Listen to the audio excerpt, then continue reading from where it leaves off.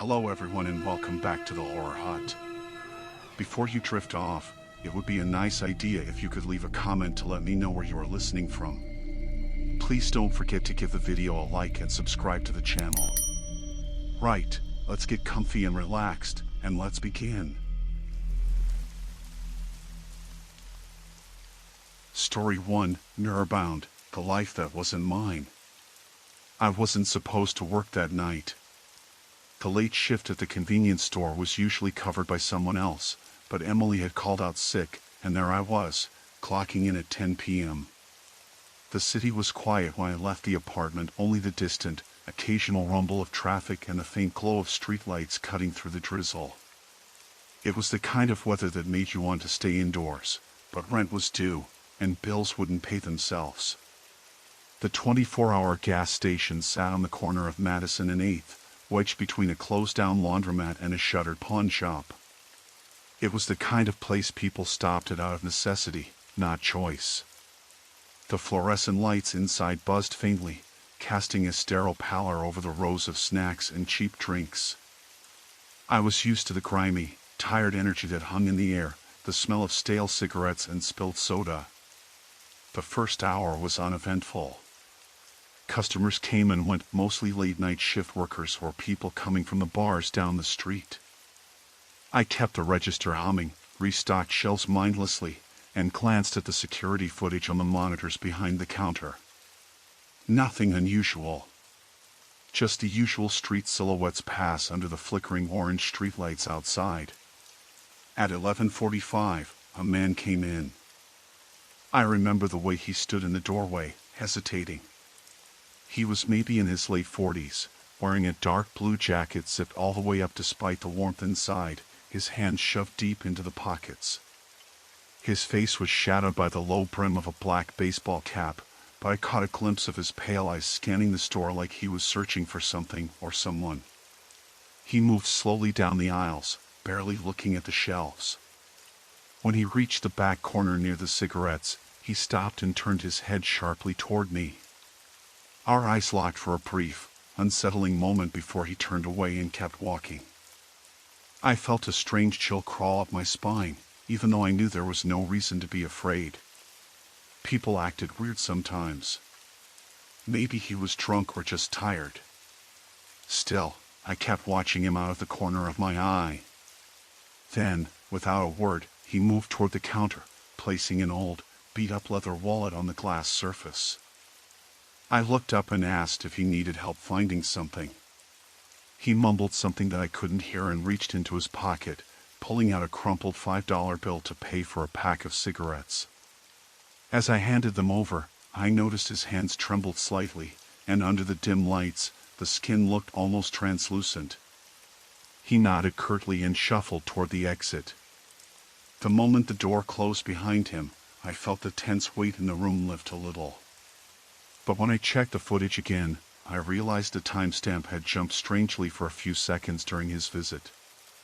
That was odd, but probably a glitch. I always told myself I was overthinking things. Not long after, at around 12:15 a.m., a woman came in. She seemed out of place, young, maybe early 20s, wearing a bright red hoodie zipped up tight, the hood pulled over her head despite the store's warmth. Her eyes were wide, darting nervously toward the door and then the aisles. She kept fiddling with her phone, sending quick texts, glancing at the screen as if waiting for a reply that never came. I tried to catch her eye to offer help, but she kept looking away, biting her lip. When she finally approached the counter, it was to buy a single bottle of water. Her hands were shaking, and she paid with a handful of coins, dropping some on the counter. I bent down to help pick them up, but she grabbed the bottle and slipped out the door so fast I barely had time to say goodbye. The bell above the door jingled sharply, and I watched her disappear into the foggy night. Something about the way she moved, urgent but cautious, made me uncomfortable. I kept an eye on the exit, half expecting her to come back or for someone to follow her. Minutes passed. The store was quiet again. The hum of the fluorescent lights, the occasional beep of the cash register, and the distant muffled sounds of the city filled the space. Then, just after 12:40, the power flickered. For a second, the fluorescent bulbs dimmed, then surged back to their harsh brightness. The monitors behind me blinked off, then came back on, but the security feed was scrambled, showing only static and broken images. I grabbed the backup flashlight under the counter and shone it toward the entrance. The rain had picked up outside, hitting the windows with a steady patter. I noticed a shadow lingering just beyond the glass, too large and still to be an animal. My heartbeat quickened. I considered calling the police, but the phone behind the counter was dead. I reached for my cell, only to find it had no signal. Just great. The shadow didn't move for several minutes. Then, slowly, the door creaked open, letting in a gust of cold, damp air. A tall figure stepped inside, dripping wet, wearing a soaked leather jacket and jeans. His face was obscured by the hood of his jacket, but I could see his jaw clenched tight. "Hey," he said, voice low and rough. "I need to use your phone." I swallowed hard. Something about him felt dangerous, but desperation or not, I knew I couldn't just say no. "Sure," I said, stepping back to the counter. "It's over there." I gestured toward the payphone mounted on the wall near the door. He didn't move right away. Instead, he scanned the store, eyes lingering on me, the aisles, the cameras. "I'm not looking for trouble," he said after a moment. "Just need to make a quick call. It's an emergency." My hands were shaking slightly. I wanted to trust him, but the tension in the air was thick. I kept thinking about the glitches with the cameras, the strange people before him, the failing phone line. Each little thing added up, but I couldn't pinpoint why I felt so on edge. He finally moved toward the phone, nodding thanks. I stayed behind the counter, watching every move. As he lifted the receiver, the door jangled again. I glanced up and saw the woman in the red hoodie standing just beyond the threshold, staring in. She mouthed something I couldn't hear. Her eyes were wide, frantic. I felt a cold knot tighten in my stomach. Whatever was happening outside, whoever was out there, it wasn't over. For the first time since my shift started, I realized I wasn't alone, and none of this was random. The night was just beginning. It was just after 6 when I left the little cafe. The sun had slipped behind the rooftops, leaving the streets colder and dimmer than I'd expected for early fall. I zipped up my jacket, the thin wind tugging at the collar, and pulled the strap of my bag tighter across my shoulder. My phone was low on battery, and since I'd neglected to bring the charger to work, I'd been trying to conserve power all day. I switched it off before leaving, deciding I didn't really need it for the 10-minute walk home. The neighborhood was quiet, the usual hum of afternoon chatter replaced by the occasional rustle of leaves and distant cars. I passed the small park near the corner, the playground empty and shadowed, the swing still. A man sat on one of the benches, hunched forward, his hands clasped between his knees. He wore a dark hoodie pulled low over his face. I didn't think much of it. The park had a lot of early evening joggers and dog walkers, and sometimes people used the benches to rest. But as I walked past, I noticed he didn't move or look up. Usually, someone would glance around or check their phone. He just sat, unmoving, staring at the ground. I kept my gaze ahead, trying not to seem interested, but a knot tightened in my stomach. I turned right at the corner, taking the route I always did. Fewer streetlights here, just 1 or 2 flickering badly. The uneven pavement was cracked, with bits of gravel pushed into the gaps. I kept my pace steady, but I could hear footsteps behind me, light but consistent. I glanced over my shoulder. The man in the hoodie was following me. He was keeping his distance, maybe 20 feet back, but his presence was unmistakable. I crossed the street, hoping to shake him, but he mirrored me without hesitation. I tried to quicken my steps, my shoes scraping against the concrete, but the footsteps grew louder, matching my rhythm. My heart thumped in my chest. I swallowed, my mouth suddenly dry. There was a convenience store up ahead, its fluorescent lights buzzing inside and out. I thought maybe I could duck inside, grab a snack, and wait for him to pass. I stepped through the automatic doors, the bell chiming behind me. The store was mostly empty, just a cashier behind the register and a woman selecting a lottery ticket. I stood near the drink fridge, pretending to look at the shelves, and peeked through the glass door. The man was still outside, just standing by the curb, as if waiting. He looked up and met my eyes for a split second before turning his head away. That brief glance sent a shiver down my spine. I told the cashier I'd just grab a water, but I didn't move. My fingers trembled slightly as I reached for a bottle. The man remained outside, his stance relaxed but deliberate. The street was quiet except for a distant siren, wailing softly and fading.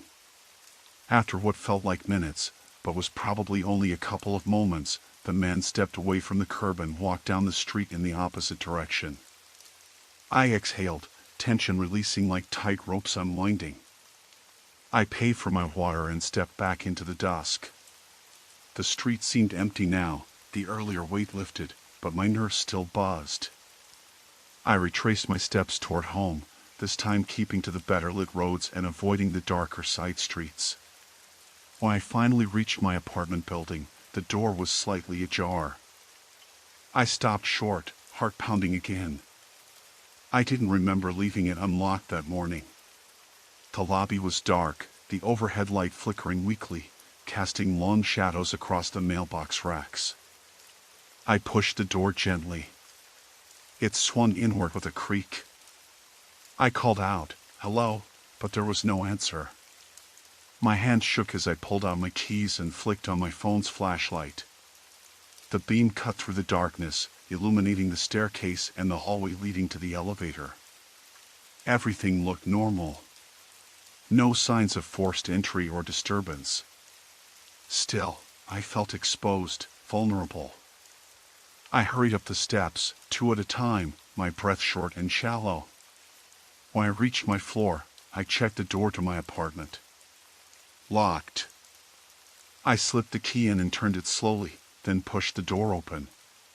Inside, the apartment was quiet and dim. I flicked on the lights, scanning the rooms. Nothing was out of place. The couch cushions were where I left them, the kitchen table clear except for the dishes from breakfast. I felt some small relief settle in my chest. But then I heard a faint tapping, coming from the window facing the alley behind the building. I froze. The window was closed, but the tapping continued, soft but irregular. I edged toward it, heart hammering so loud I was sure it would give me away. Through the glass, I caught a glimpse of movement, just a shadow shifting behind the dumpster. I jerked back and locked the window, pulling the curtain shut. My hands were clammy, and I sat down hard on the couch, trying to steady my breathing. The tapping didn't start again, but the unease lingered, thick and heavy. I wanted to convince myself it was just some animal or a branch brushing the glass, but I couldn't shake the feeling that someone had been watching me, maybe even waiting. I didn't sleep that night. Every creak, every distant sound made me jump. I kept the door locked and checked the window once more before curling up with the lights on until dawn. The next morning, I called the building manager and asked if anyone else had reported strange people around or if the door had been left unlocked. She said no, but promised to send the maintenance guy to check all the locks and lights. Still, I felt exposed, like the safety of my home had been breached in some invisible way. I kept my keys close and my phone charged. And when I left for work that evening, I couldn't help glancing over my shoulder every few steps, wondering if the man in the hoodie was still out there, somewhere in the shadows, waiting. I told myself I was being paranoid when I locked the front door twice that night, even though it clicked shut just fine the first time. It was late, around 11:30, and I just finished rewatching an old movie, something banal that should have helped me unwind. But the quiet in the apartment felt wrong. Too thick. The hum of the heater was the only sound, and yet it seemed louder than usual, like the silence was pressing in. I lived alone in a small, second-floor unit in a building that used to be a factory. High ceilings, exposed brick, a few creaky floorboards. It wasn't the safest neighborhood, but it wasn't the worst either. I'd lived here for 2 years without incident. Until the last few days. Then came the knocks. The first knock was light, almost hesitant. I thought it was the upstairs neighbor at first, but when I looked through the peephole, no one was there. Just the dimly lit hallway and the flickering fluorescent light above the stairwell. I didn't say anything, didn't open the door. Then came the second time. It was later, around 9 p.m. again. This time the knocking was sharper, more urgent, 3 quick raps. When I glanced out, I saw a man standing across the hall, under the emergency exit sign. He wasn't someone I recognized. His face was shadowed by a baseball cap, and he was wearing a heavy jacket despite the mild spring weather. I didn't open the door. He stared at me for a long moment before walking down the stairs. That's when I started to feel like something was off. I told myself it was some drifter or lost delivery guy, or maybe someone just looking for a place to crash. But I didn't want to find out. So when I heard the knock again that night, softer this time, almost like a tap on glass, my heart jumped hard enough to catch in my throat. I was in the kitchen, rinsing a glass, when it came. I froze, glass in hand, ears straining. I didn't move for what felt like minutes. When I finally looked out again, the hall was empty. The emergency light hummed overhead, buzzing faintly. I locked the door twice and made sure the chain was on. Then I grabbed my phone and sat down on the couch, trying to will myself to stop looking at the peephole. But my eyes kept flicking to the door. Every creak in the building's old pipes was amplified. Outside, the wind rattled the window panes, but inside the apartment, the silence was suffocating. I texted a friend, Sarah, who lived a few blocks away. Told her about the knocking. She said it was probably nothing and that I should call the landlord if it happened again. I promised I would. The next morning, I went about my routine, but I avoided the front door as much as possible.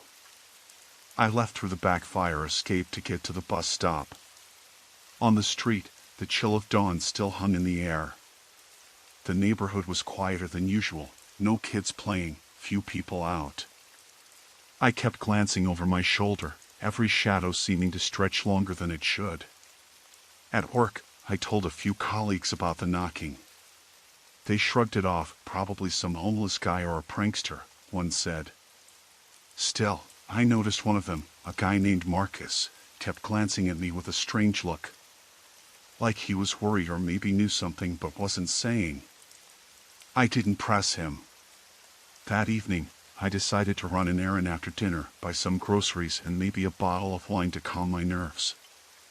I left around 7 p.m., the streetlights flickering on. The store was a 5-minute walk, and I took the usual route, down the main road, past the park. On the way back, I felt it again, that prickling sensation at the back of my neck, like someone was watching me. I quickened my pace without looking back. The street was mostly deserted except for a few late stragglers heading home or to bars. At the corner near my building, I saw a figure standing under the street lamp. The man wore the same heavy jacket and baseball cap from earlier. He didn't move or turn as I passed, just stared. My heart raced, palms sweating. I kept walking, faster now. When I reached the stairwell to my building, I looked back. He was still standing there, leaning against a lamppost, the light casting half his face in shadow. I felt exposed, vulnerable, like a mouse caught in a trap. Inside the building, I took the stairs 2 at a time, locked the door behind me, and bolted it. I checked the peephole. Nothing. I exhaled shakily, hands trembling as I dropped my bags. That night, I barely slept. Every noise, the creak of the radiator, the distant siren, the heavy footsteps of neighbors made me jump. I sat in the dark, phone in hand, debating whether to call the cops. But what would I say? Someone knocking? Standing under a light? Without proof, it sounded crazy. The next day was worse. I found a scrap of paper slipped under my door when I came home from work.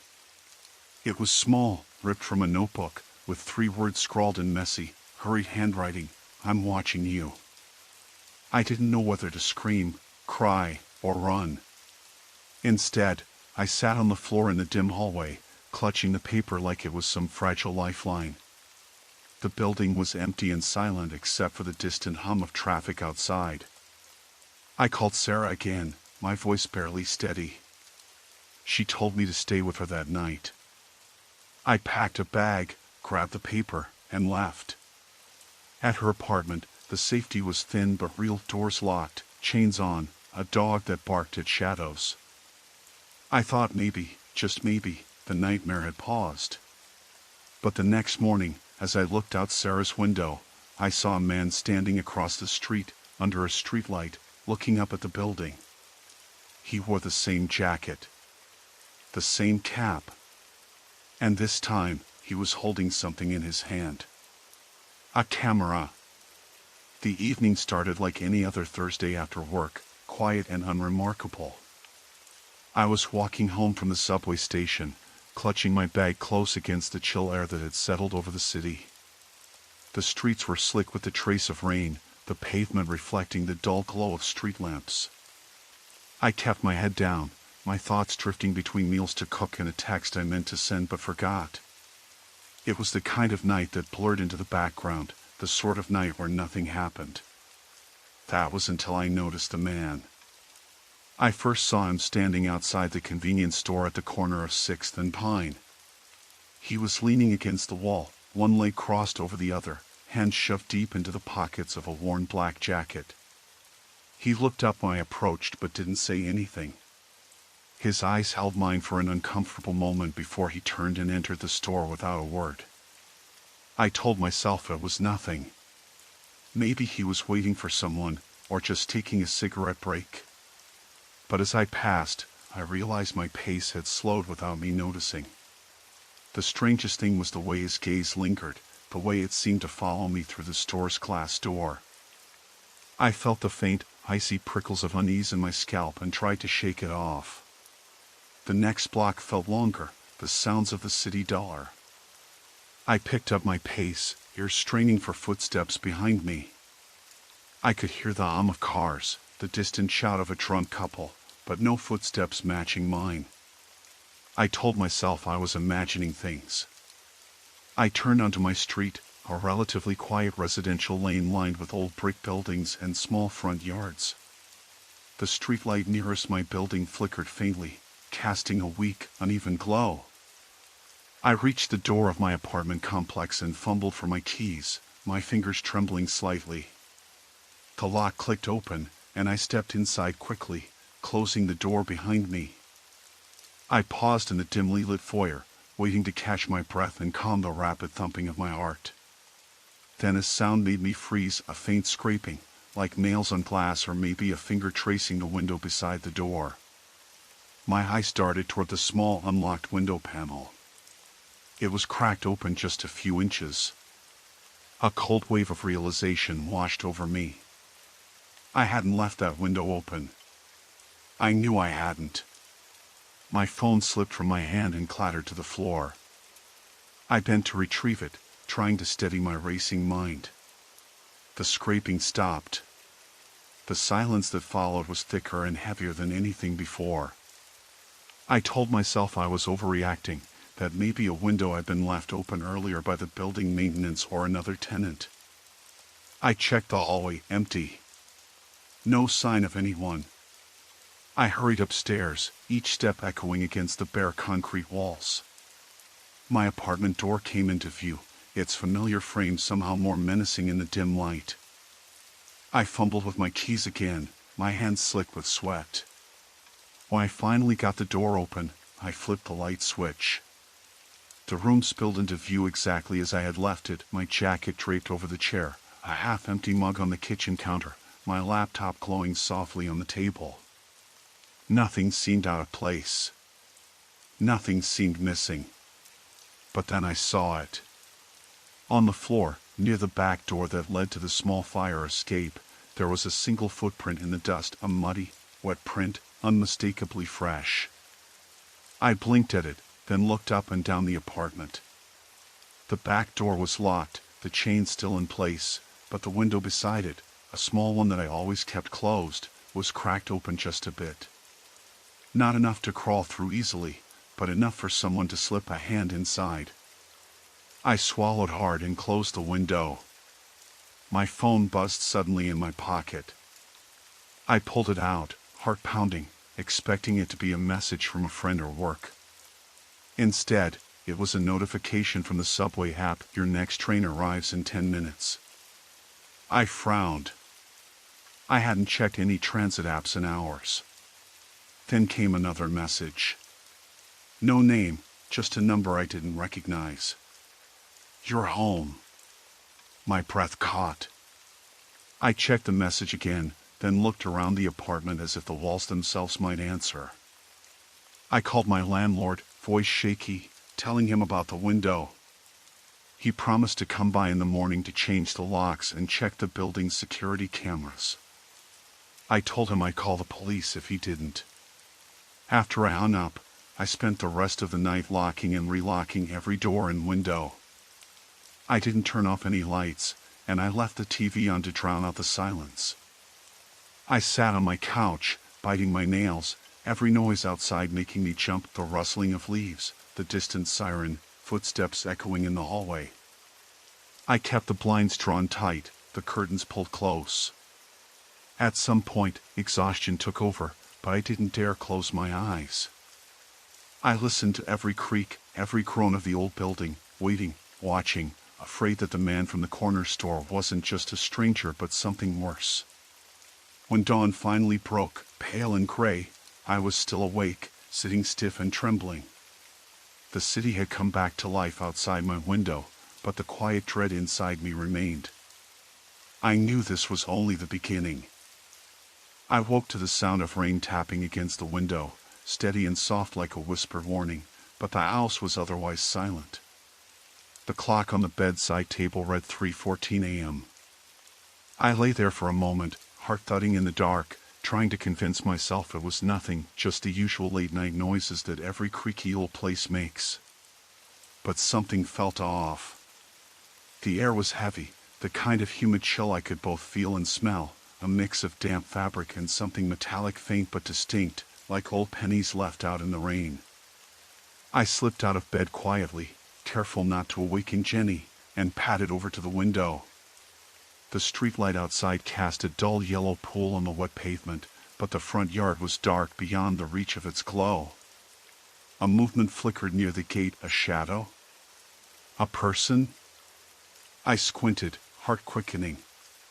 It was too dark to make out, but the shape was definitely there. Still, the rain blurred everything, and after a few seconds, it vanished. I shut the curtains and went to the kitchen for a glass of water, my bare feet cold on the wooden floorboards. The house felt suddenly much larger, more empty, the familiar corners sharper, more alien. I told myself I was imagining things. Maybe just a neighbor out walking their dog, or someone passing by on the street. Back in bed, I tried to fall asleep, but the rain had unleashed a strange kind of quiet terror. Every creak seemed louder. Every gust of wind rattled the window pane like a faint knocking. I was frozen in place, listening for any sign of movement outside the house. After what felt like hours, I dozed off. The next morning, I found the door to the backyard unlocked. I was sure I had locked it the night before. The lock wasn't broken, no sign of forced entry, just swung open as if someone had forgotten to close it all the way. My stomach twisted. I told myself it had to be me. Maybe I'd been distracted when I came in, but the dread lingered. I called Jenny at work. She sounded upbeat, but I caught a flicker of unease when I told her about the door. She promised she would come home early to check things out. Later that afternoon, the neighborhood felt different. The usual hum of children playing, lawnmowers, and barking dogs was muted.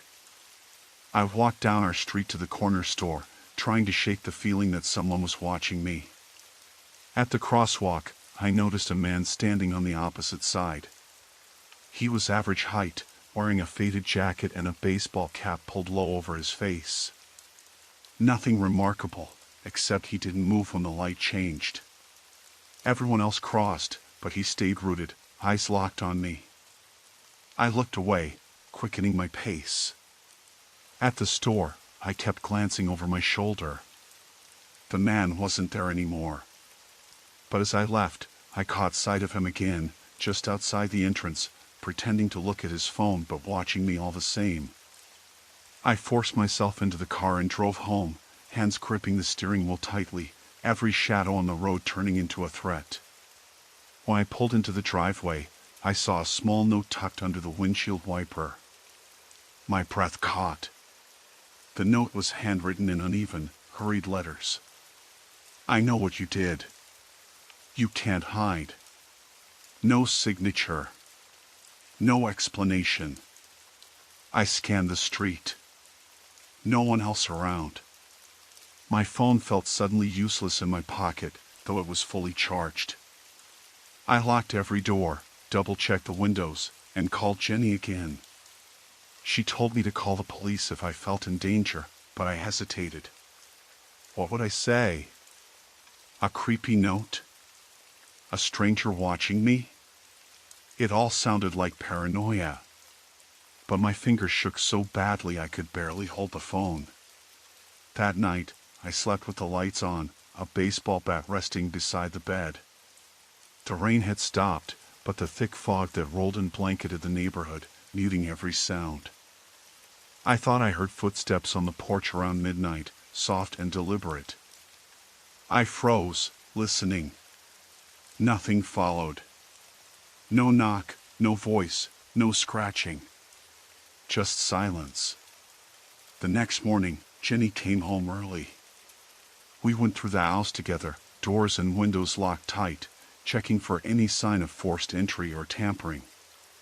There was none. But I found something else, a small, scuffed footprint on the back porch floor, damp and fresh. It didn't match my shoes or Jenny's. It was small, maybe a kid's. We called the police and filed a report, but without evidence beyond the note and the footprint, they could do little. They suggested installing cameras, extra locks, maybe even an alarm system.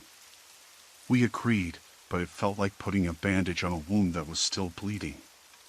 Over the following days, the man with the cap appeared again, lurking at odd times near our house. Sometimes he parked his car a few houses down, engine running, staring blankly at our direction. I started keeping a log of his appearances, but it didn't make me feel any safer. One evening, I was outside throwing away the trash when I saw him cross the street, moving quickly, head down. My heart hammered in my chest. I locked the door behind me and called Jenny immediately. We sat together, doors locked, waiting for the night to pass. That night, the tension finally broke. Around 2 a.m., I heard a loud bang on the front door. Then another. My breath caught and I stumbled out of bed, grabbing the bat again. The banging turned into heavy thuds, as if someone was trying to break the door down. I dialed 911 with trembling fingers and whispered my address into the phone, trying to stay quiet. The operator stayed on the line, reassuring me, telling me help was on the way. The banging stopped suddenly, and in the darkness outside, I thought I saw a shadow slip away down the street. Minutes later, flashing blue and red lights painted the walls inside. The police searched the area but found nothing. No footprints, no suspicious car, no sign of a man. Just a lingering fear that he'd been so close, maybe watching, maybe waiting for the right moment. We stayed at a friend's house that night. I couldn't sleep. Every creak, every leaf brushing against the window outside sent me into a panic. The house, once my sanctuary, had become a trap. The next day, Jenny and I agreed to install cameras and get a security system, but more than that, I realized we had to be somewhere else, at least for a while. The line between safety and danger had blurred, and the person who threatened us was still out there, unseen but palpably near. I didn't know who he was, what he wanted, or why he had fixated on us. But I knew the nightmare was only beginning. Story 2, The Vanished Hourglass. The shift ended just before midnight, and I had that familiar, hollow feeling in my chest as I stepped out of the convenience store and into the chill of the early spring night. The street lamps flickered unevenly along the cracked sidewalk, casting long, wavering shadows beneath the skeletal trees lining Main Street. I zipped my jacket tighter and pulled my collar up against the cold, trying to shake off the exhaustion that settled into my limbs after 10 hours of standing behind the counter, watching people come and go. The road was mostly empty, save for a few cars parked sporadically, their windows fogged up in the cool air. That part of town was quiet at this hour, mostly deserted, save for the night shift workers and the occasional late-night wanderers. I preferred the quiet, but tonight it felt different. Uneasy. The kind of feeling you get when the silence feels too complete, like the world is holding its breath. I checked my phone. No new messages. No missed calls. Just the dull glow of the screen in my palm, casting an unnatural blue light across my face. My ride wasn't due for another 10 minutes, and the bus stop was a couple of blocks down. I debated walking there, but the cold was gnawing through my gloves and I didn't want to hang around outside longer than necessary. I decided to make a quick detour through the small public park that cut the distance in half. It was a narrow strip with a few benches and a playground, fenced off by a low, rusted chain-link barrier. I'd taken this shortcut countless times before, and it always saved me a few minutes. It seemed fine. Familiar. Safe. The grass was slick with dew, and the ground beneath was soft, muffling my footsteps as I made my way through the dimly lit path. The only sound was the occasional rustle of leaves stirred by a breeze that had picked up since I left the store. The air smelled faintly of wet earth and something else, something metallic, like old rain on asphalt. I shrugged it off. Probably just a street nearby. Halfway through the park, I noticed something out of the corner of my eye. A figure, barely visible in the shadow beneath the tallest oak, standing unnaturally still. I froze. My breath hitched. The figure didn't move, didn't shift. Just stood there, like a statue carved out of darkness. I told myself it was probably just someone waiting for a ride or a friend. Maybe a smoker taking a break. But the way they were standing, too still and too quiet, made my skin prickle. I kept walking, trying to act like I hadn't noticed. My footsteps quickened. The figure's head turned slightly, and for a brief second I thought I saw a flash of something in the dim light eyes, maybe? But that could have been my imagination playing tricks. I told myself to calm down, that I was being silly.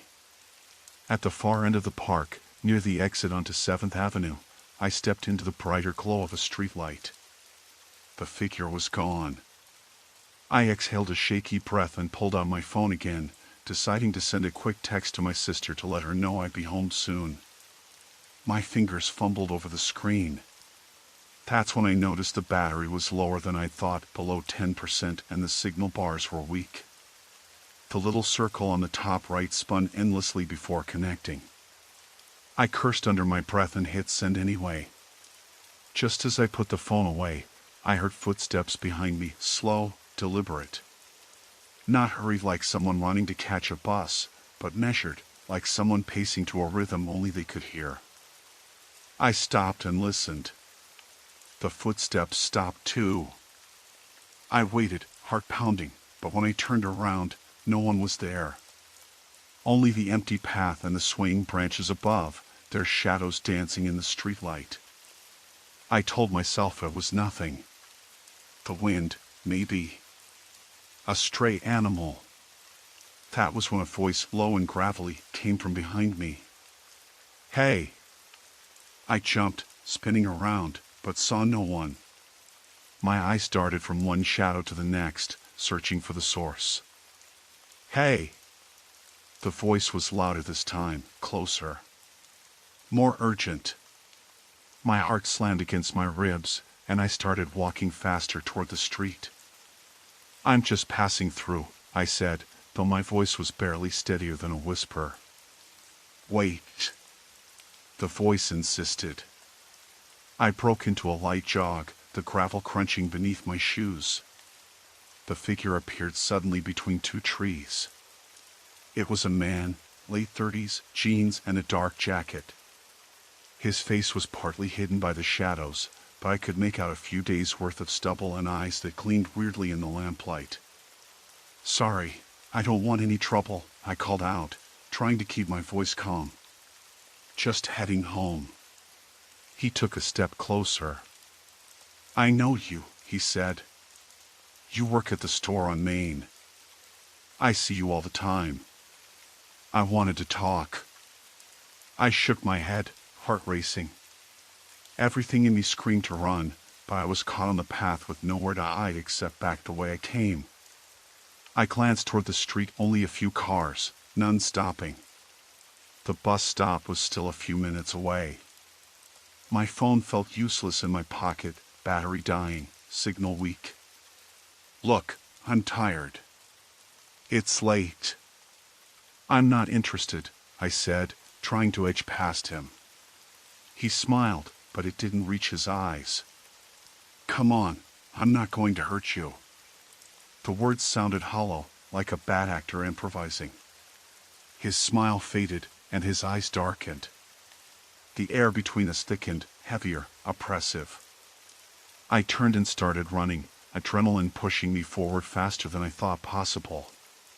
The man called out behind me, but his voice was distant now, swallowed by the night. I burst out of the park onto 7th Avenue, gasping for air. The street was empty, the world suddenly silent except for the pounding of my heart and my ragged breathing. I looked back, but the park entrance was deserted, no sign of him. My phone buzzed. A message from my sister. "Hey, text me when you get home." I typed back, hands trembling, almost there. The bus pulled up moments later, its headlights cutting through the dark. I climbed aboard, sank into a seat by the window, and stared out as the park receded behind us. My reflection in the glass was pale, eyes wide, the stranger's face burned into my mind. I told myself I was safe now. But the feeling didn't leave, the cold knot in my stomach, the prickling at the back of my neck. Safe was just a word, and tonight, it felt like a lie.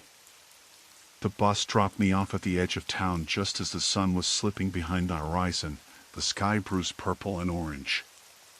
I had told myself I'd get home early, but the late shift at the hospital had dragged, and the long drive back was more tiring than I expected. Walking from the bus stop to my apartment was only supposed to take 15 minutes, but the widening shadows made every step feel heavier, like the night itself was pressing in. The sidewalk was cracked in places, weeds pushing through the gaps. A few streetlights flickered, some not working at all. There wasn't a soul around except a man sitting on the bench next to the bus shelter. He was bundled in a heavy coat, though it wasn't cold, and his head was bowed low, hands clasped between his knees. I glanced at him, and for a moment he looked up. His eyes were dull but sharp, unsettling in that they seemed to measure me before quickly dropping back to his hands. I pulled my jacket tighter and started walking. I kept my phone in my hand, the screen lit with an old playlist, but I didn't press play. The idea of music felt like a distraction I didn't want tonight. Maybe I was on edge from work, or maybe it was just the way the streetlights pulled weak yellow circles onto the pavement, the darkness beyond them so complete that it was like stepping from one island into a black sea. As I walked, I noticed that the man wasn't moving. He stayed on the bench, head down, like he was waiting for something or someone. It felt wrong, but I kept my pace steady, trying not to look back. By the time I reached the next block, he was gone. I felt a small relief but also a flicker of unease. Where had he gone? I scanned the street but there was no sign of him, no sound but the faint hum of distant traffic and the rustling of leaves in the night breeze. Turning the corner, I headed down Maple Street, a longer stretch lined with old houses, many abandoned or boarded up. The windows of the ones still lived in glowed warm and safe, but the empty ones felt like dark holes watching me pass. I remembered a friend once told me to avoid this street after dark, but I didn't have much choice. It was the shortest way home. Halfway down Maple, I heard footsteps behind me. Slow, deliberate. I didn't turn around, just quickened my pace a little, heart tightening. The footsteps did too, matching my speed, never faltering. I could feel the weight of those steps closing in, like a shadow stretching over me. I glanced over my shoulder and saw a man about 30 or so, average build, wearing a dark hoodie and jeans. His face was obscured by the hood, but I caught the flash of his eyes as he looked directly at me. No smile. No greeting. Just watching. I ducked into a small alley between two houses, hoping to lose him. The alley was narrow, the brick walls close enough to reach out and touch on either side. Trash bins and discarded boxes cluttered the path, smells of rot and damp concrete filling the air. I edged forward, trying to keep calm, but the sound of footsteps followed, echoing off the walls. My phone slipped from my hand, clattering onto the ground. I froze, not because of the noise, but because the man had stopped just outside the entrance to the alley, his shadow blocking the faint streetlight. I swallowed hard and picked up my phone. I thought about calling 911, but my fingers trembled too much to dial. Instead, I tried to steady my breathing, telling myself he might just be passing by. But then I heard a voice. Low, close. Hey! I snapped my head toward the mouth of the alley. The man's face was still half hidden, but now his eyes glinted in the dark. Are you lost?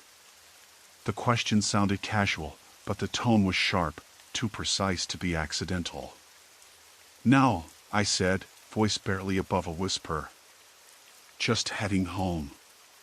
He took a slow step forward, hands slipping into his pockets. It's a long walk alone at night. You sure you don't want some company? I backed up another step, the alley ending behind me in a dead end. My heart hammered so loudly I thought he could hear it. No, thanks. His smile was thin and tight, not reaching his eyes.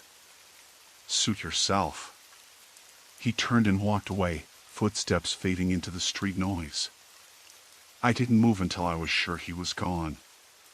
I made my way out of the alley and hurried down the last few blocks to my apartment. The building's rusty gate squeaked as I pushed it open, and I twisted the key in the lock faster than I had before. Inside, the lobby was dim but familiar, the buzz of the old fluorescent lights overhead making the air feel heavy and still. I pressed the elevator button and waited, watching the cracked glass on the floor tiles, the graffiti scrawled on the walls. When the doors slid open, I stepped inside immediately and slammed the button for the third floor. The ride up was slow, every ding adding to the tension coiled tight in my chest. When the doors opened, I bolted down the hall, nearly fumbling with my keys again at the apartment door. Inside, I locked every deadbolt, closed the blinds, and leaned against the door, breathing hard. I checked my phone again, no missed calls, no messages. No sign of anyone. I tried to convince myself it was just a coincidence. Maybe the man on the bench hours ago was unrelated, and the figure behind me on Maple Street just a stranger out late. But when I looked out the window toward the street, I saw a figure standing across the road, where the streetlights flickered like they might give out any second. The dark shape didn't move, didn't wave, didn't do anything except watch. I blinked, and it was gone. The cold dread wasn't just in my mind anymore. It was real. They were out there, waiting, watching. And I didn't know why. The evening had started like any other Tuesday. I finished my shift at the diner around 10:15 p.m., the usual hum of the fluorescent lights buzzing overhead as I locked the front door behind me. The air was colder than I expected for late spring, the kind of chill that seemed to settle just under your skin. I pulled my jacket tighter and stepped onto the cracked concrete sidewalk. The streetlights flickered in uneven intervals, casting long, jittery shadows across the empty storefronts. I knew the walk back to my apartment was about 15 minutes if I kept to the main roads. Usually, I didn't mind, the night had a quiet calm, and the occasional dog barking in the distance or the faint rumble of a car made it feel alive in a subtle way. But tonight, something felt off. I shrugged it off as tiredness. After all, the diner's late shift was draining, and started down the road. My phone buzzed in my pocket. A message from my sister. "Did you get home okay last night?" I frowned. I'd been home all night, and I hadn't told her I was out late. I texted back quickly, "Yeah, all good." "Why?" No response. I slipped the phone back into my jacket pocket and kept walking. The street was emptier than usual. The neighborhood felt quieter than it normally did at this hour, like the usual hum of late-night life had been muted. A few houses to my left had their porch lights off, and the curtains were drawn tight. One house, 2 blocks ahead, had a dim light in the upstairs window. I could just make out the silhouette of a figure standing there, still as a statue. I stopped and stared, my breath fogging in the cold air. It was hard to tell if the figure was looking down the street or not. After a moment, the light went out. I didn't want to dwell on it.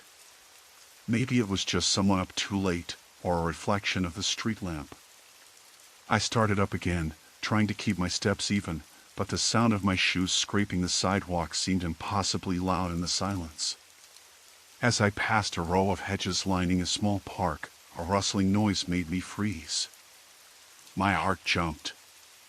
It was subtle, a faint snapping of twigs, maybe a branch brushing against the leaves. I scanned the shadows between the trees but saw nothing. A stray cat darted out from the bushes and disappeared down an alley. I exhaled slowly, forcing myself to keep moving. About halfway home, the street narrowed and the trees leaned in closer. The streetlights became sparser here, and the shadows thickened. I noticed a car parked on the side of the road, an old sedan with peeling paint. It had been there for a while, probably belonging to someone visiting the neighborhood. What struck me was the driver's side window, rolled down just a crack. The inside was dark, but a faint movement caught my eye, a man shifting in his seat. I hesitated, glancing around to see if anyone was nearby. The houses here were mostly empty at this hour. The silence felt oppressive. I was suddenly very aware of my breathing, too loud, too ragged, and the way my fingers tightened around the strap of my bag. I started walking faster, keeping my gaze fixed ahead. Then, from behind me, a car engine rumbled to life. I turned briefly. The old sedan was pulling away slowly, tires crunching on the gravel shoulder. Relief washed over me, but it was short-lived. As the car crept past, I caught a glimpse of the driver's face in the dim streetlight, sharp features, dark eyes that didn't avoid mine. I walked the last few blocks home with my heart pounding. The porch light was off when I reached my building, which surprised me. I was sure I'd turned it on before I left that morning. I fumbled in my pocket for the key and noticed my hands were trembling. The doorknob was cold and rough under my skin. I pushed the door open and stepped inside. The lobby was dark, the overhead bulb flickering weakly.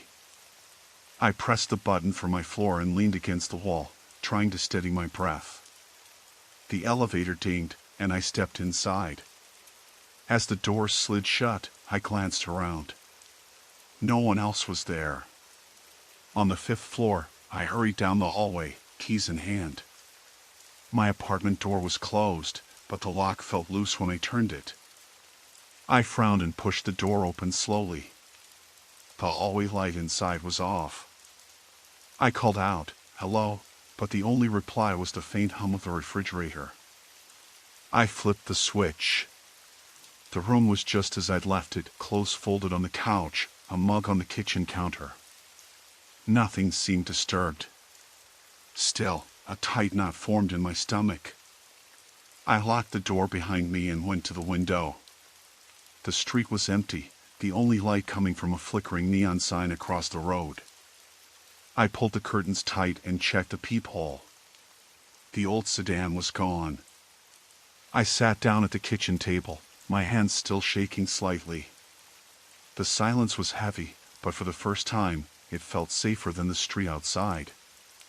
I glanced at my phone again. This time, a new message popped up from an unknown number, "Nice night for a walk." I stared at the screen, the message making the hair on my arms stand up. My fingers hovered over the keyboard, but I didn't know what to say. Who was this? How did they get my number? And why did it feel like the night had just gotten a lot worse? I locked the phone and put it face down. The night was far from over.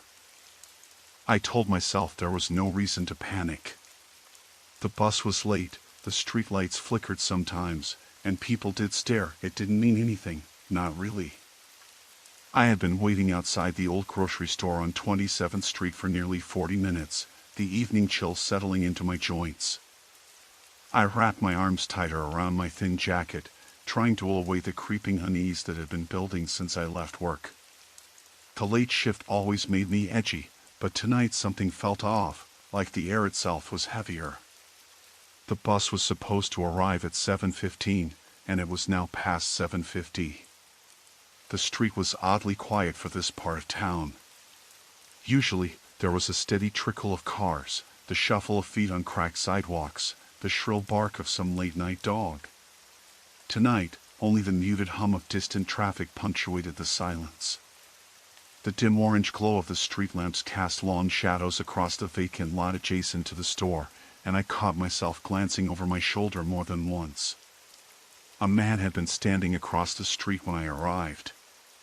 He was leaning against a lamppost, head down, fingers tapping on his phone. At first, I thought nothing of it. Plenty of people hung out here, homeless, were just passing time. But after some time, I realized he hadn't moved, hadn't looked up.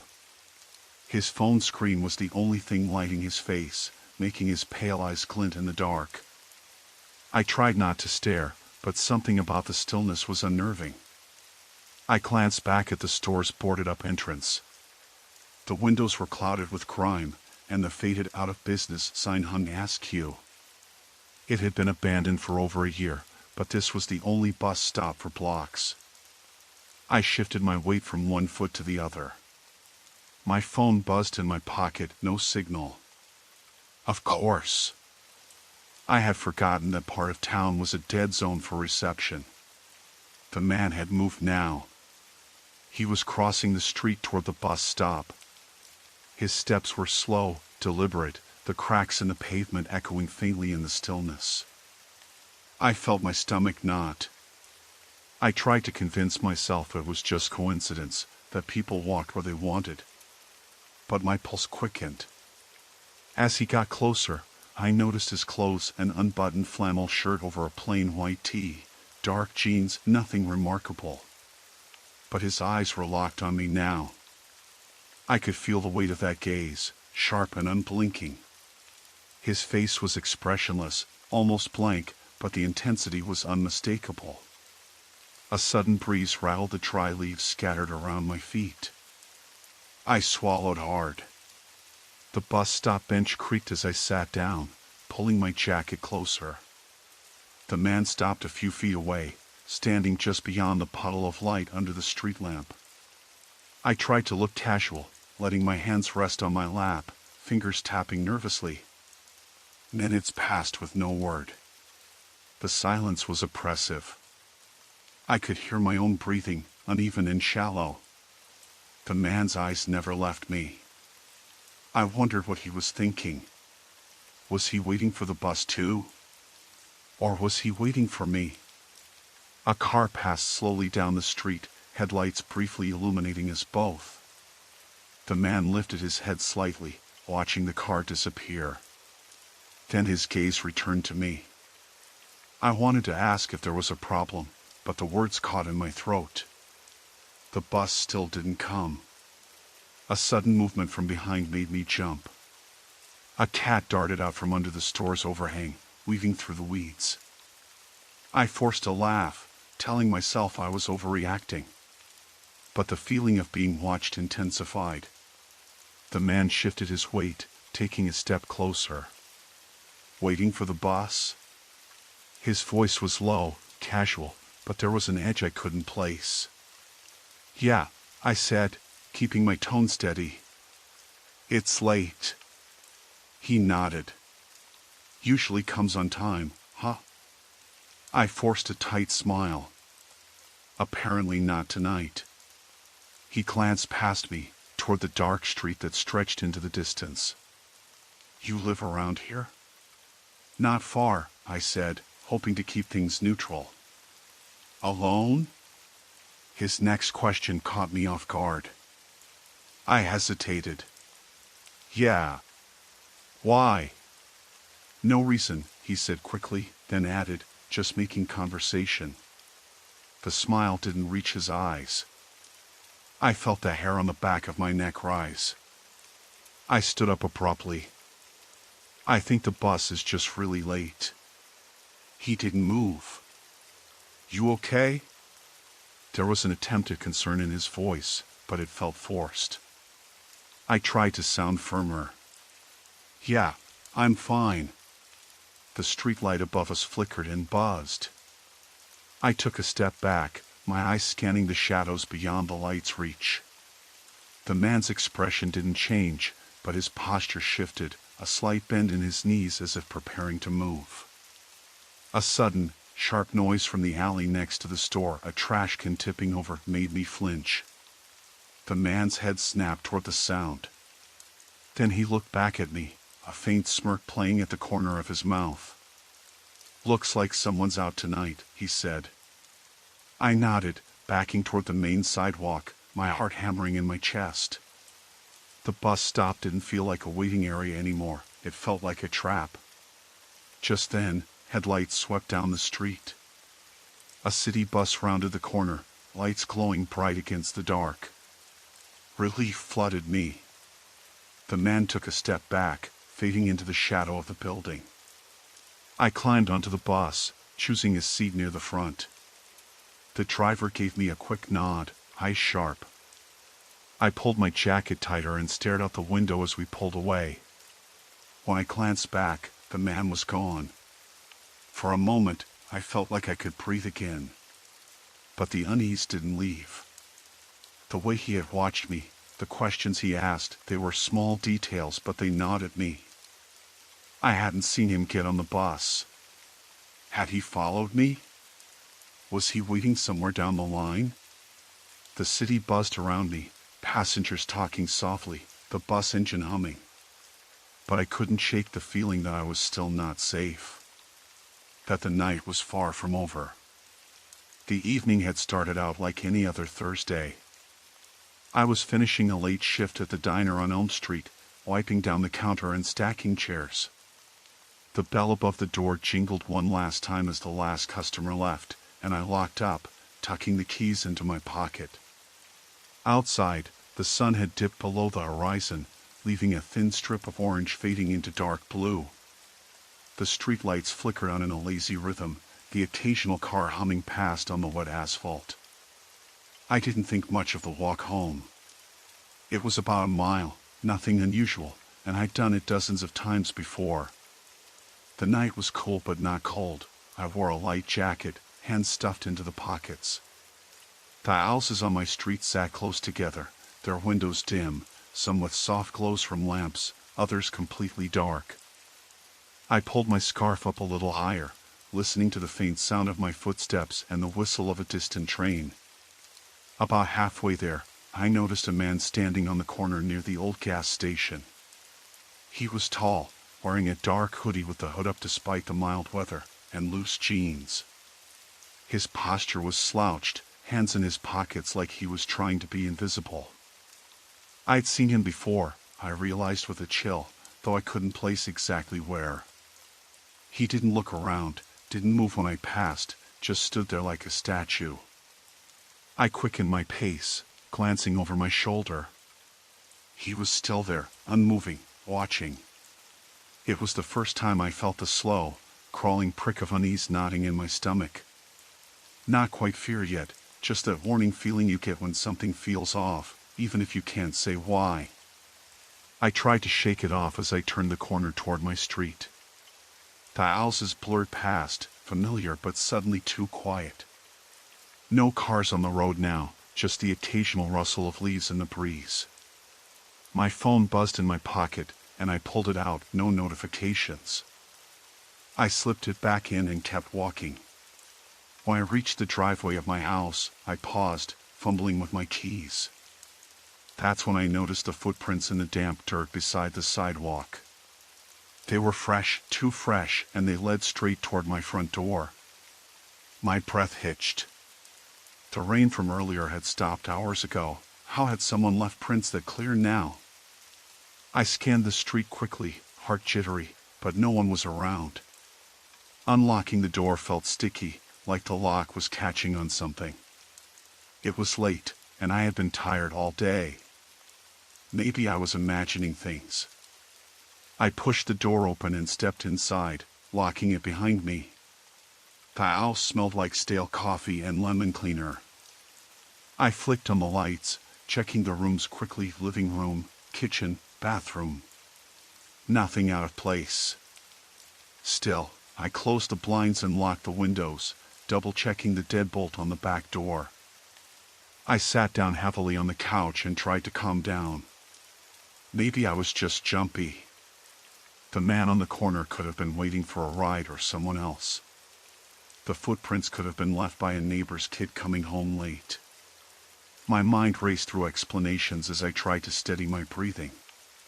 Then my phone buzzed again. I pulled it out, heart skipping. A new text. No name, just a number I didn't recognize. Why didn't you say hi? A cold sweat broke out on my skin. I stared at the message, heart pounding so hard I thought I might hear it in my ears. I didn't reply. I almost didn't want to look, but curiosity won. Another message came through a minute later. I saw you. I was there. I didn't know what to do. Call the police. Would they believe me? Was it someone I knew? Someone I didn't? The idea that someone had been watching me all day, or even just since I left work, felt suffocating. I was suddenly aware of every sound: the ticking of the clock, the hum of the fridge, the creak of the floorboards under the house settling. I shut the phone off and slipped it under the couch cushion. It felt safer that way, at least for now. Then a noise came from the kitchen. It was soft, almost a whisper, but my eyes snapped toward the doorway. I held my breath. Nothing. I got up and walked cautiously to the kitchen, flipping the light on. The room was empty. The window was closed. The knife block sat where I always kept it. I exhaled slowly. Maybe it was the house settling again. Maybe it was an animal outside. I tried to convince myself to go back to bed. But as I reached for the door to my bedroom, something caught my eye. On the kitchen counter, a single key lay gleaming under the light, one I didn't recognize. My heart slammed in my chest. I sank to the floor, clutching the key, my hands trembling. I hadn't seen it before. Had someone been here? Someone who left the footprints outside. Someone who'd watched me from the corner. I grabbed my phone again, turned it on, and dialed 911. My voice was low and shaky, almost a whisper, as I explained the situation. The operator assured me help was on the way. I locked myself in my bedroom, bolted the door, and sat on the floor, staring at the door handle, listening. Minutes felt like hours. The sound of sirens finally pierced the night far off in the distance. I opened the door a crack and called out, voice raw, "It's me. The police are coming." The footsteps I'd been imagining since the kitchen noise never came. When the officers arrived, I showed them the key and the footprints. They searched the house and yard but found nothing else. No sign of forced entry. No sign anyone else had been inside, except for the key that nobody could identify. One officer suggested it might be a prank or someone trying to scare me, but neither of them seemed fully convinced. They promised to keep an eye on the area and left me with a warning to be cautious. I sat back down on my bed, exhausted but unable to sleep. The key still cold in my hand, a reminder that someone had been close enough to touch my life without me even knowing it, and they could come back any time. Outside, the night was still. But I wasn't. I was wide awake, trapped inside my own house with the knowledge that whatever had been there wasn't finished yet. Story 3, Mirrorless Reflections, the perfect replacement. I never thought I'd feel unsafe in my own neighborhood. It was the kind of place where kids still played outside until dark, and neighbors waved at each other over their hedges like in a movie.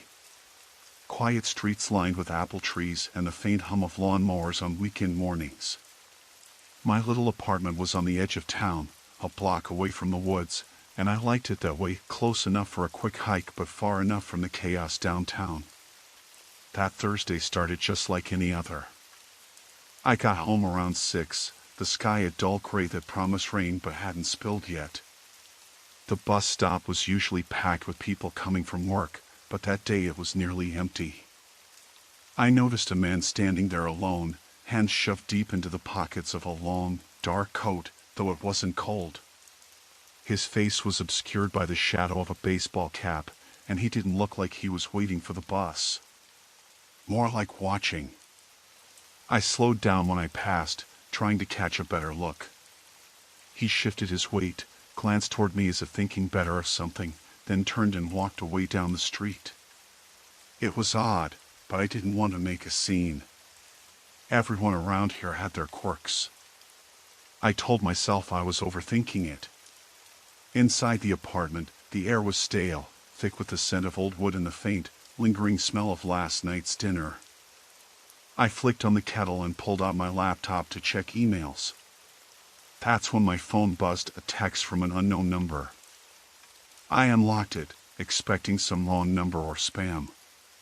See you tonight. No name. No punctuation. Just that one line. I froze, my fingers hovering over the keyboard. I thought about blocking the number, but I was too rattled to do anything immediately. I stared at the screen, trying to figure out if I knew anyone who might be playing some sort of joke. Nobody in my circle was that cruel. I told myself it was probably a prank, maybe a leftover message from a wrong number that had just hit my phone late. Still, that feeling in my chest wouldn't go away.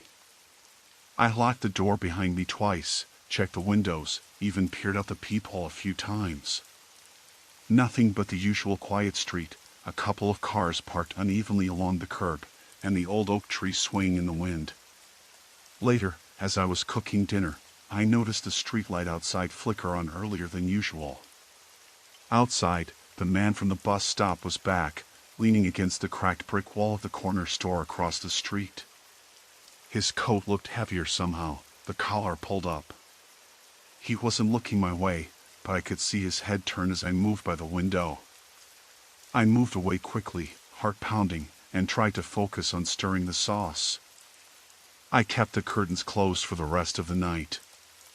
Every time I thought I heard a noise outside, footsteps crunching on gravel, the scrape of a metal bin against the pavement, I'd hold my breath and tell myself it was just the neighborhood settling. Around 10, I decided to check my messages again. Another text. Don't ignore me. I felt my hands go clammy. The message was sent just minutes ago. I debated calling the police but didn't want to seem paranoid, and there was no direct threat. Just enough to make me uneasy. I locked the deadbolt again and sat on the couch, phone in hand, waiting for something to happen or someone to call me with an explanation. Minutes stretched into an hour, the silence between messages heavier than any noise. I checked every window and door one more time before shutting the lights off. I was about to crawl into bed when I thought I heard a soft knock at the front door. My breath caught in my throat. Knock. Knock. Not hard, like someone testing, but deliberate. I didn't move. The knocking stopped. I strained to listen. Nothing. I told myself it was a mistake, maybe someone at the wrong door. But then the sound of footsteps on the porch, slow, careful, made my body freeze. Each footfall pressed like a weight on my chest. I wanted to scream or run, but I was rooted to the spot. After what felt like an eternity, the footsteps faded away, retreating down the sidewalk. I didn't breathe until the sound was gone completely. The door was still locked tight. I spent the rest of the night awake, unable to shake the feeling that someone was watching me, waiting for the right moment. The text stopped after midnight, but the fear didn't.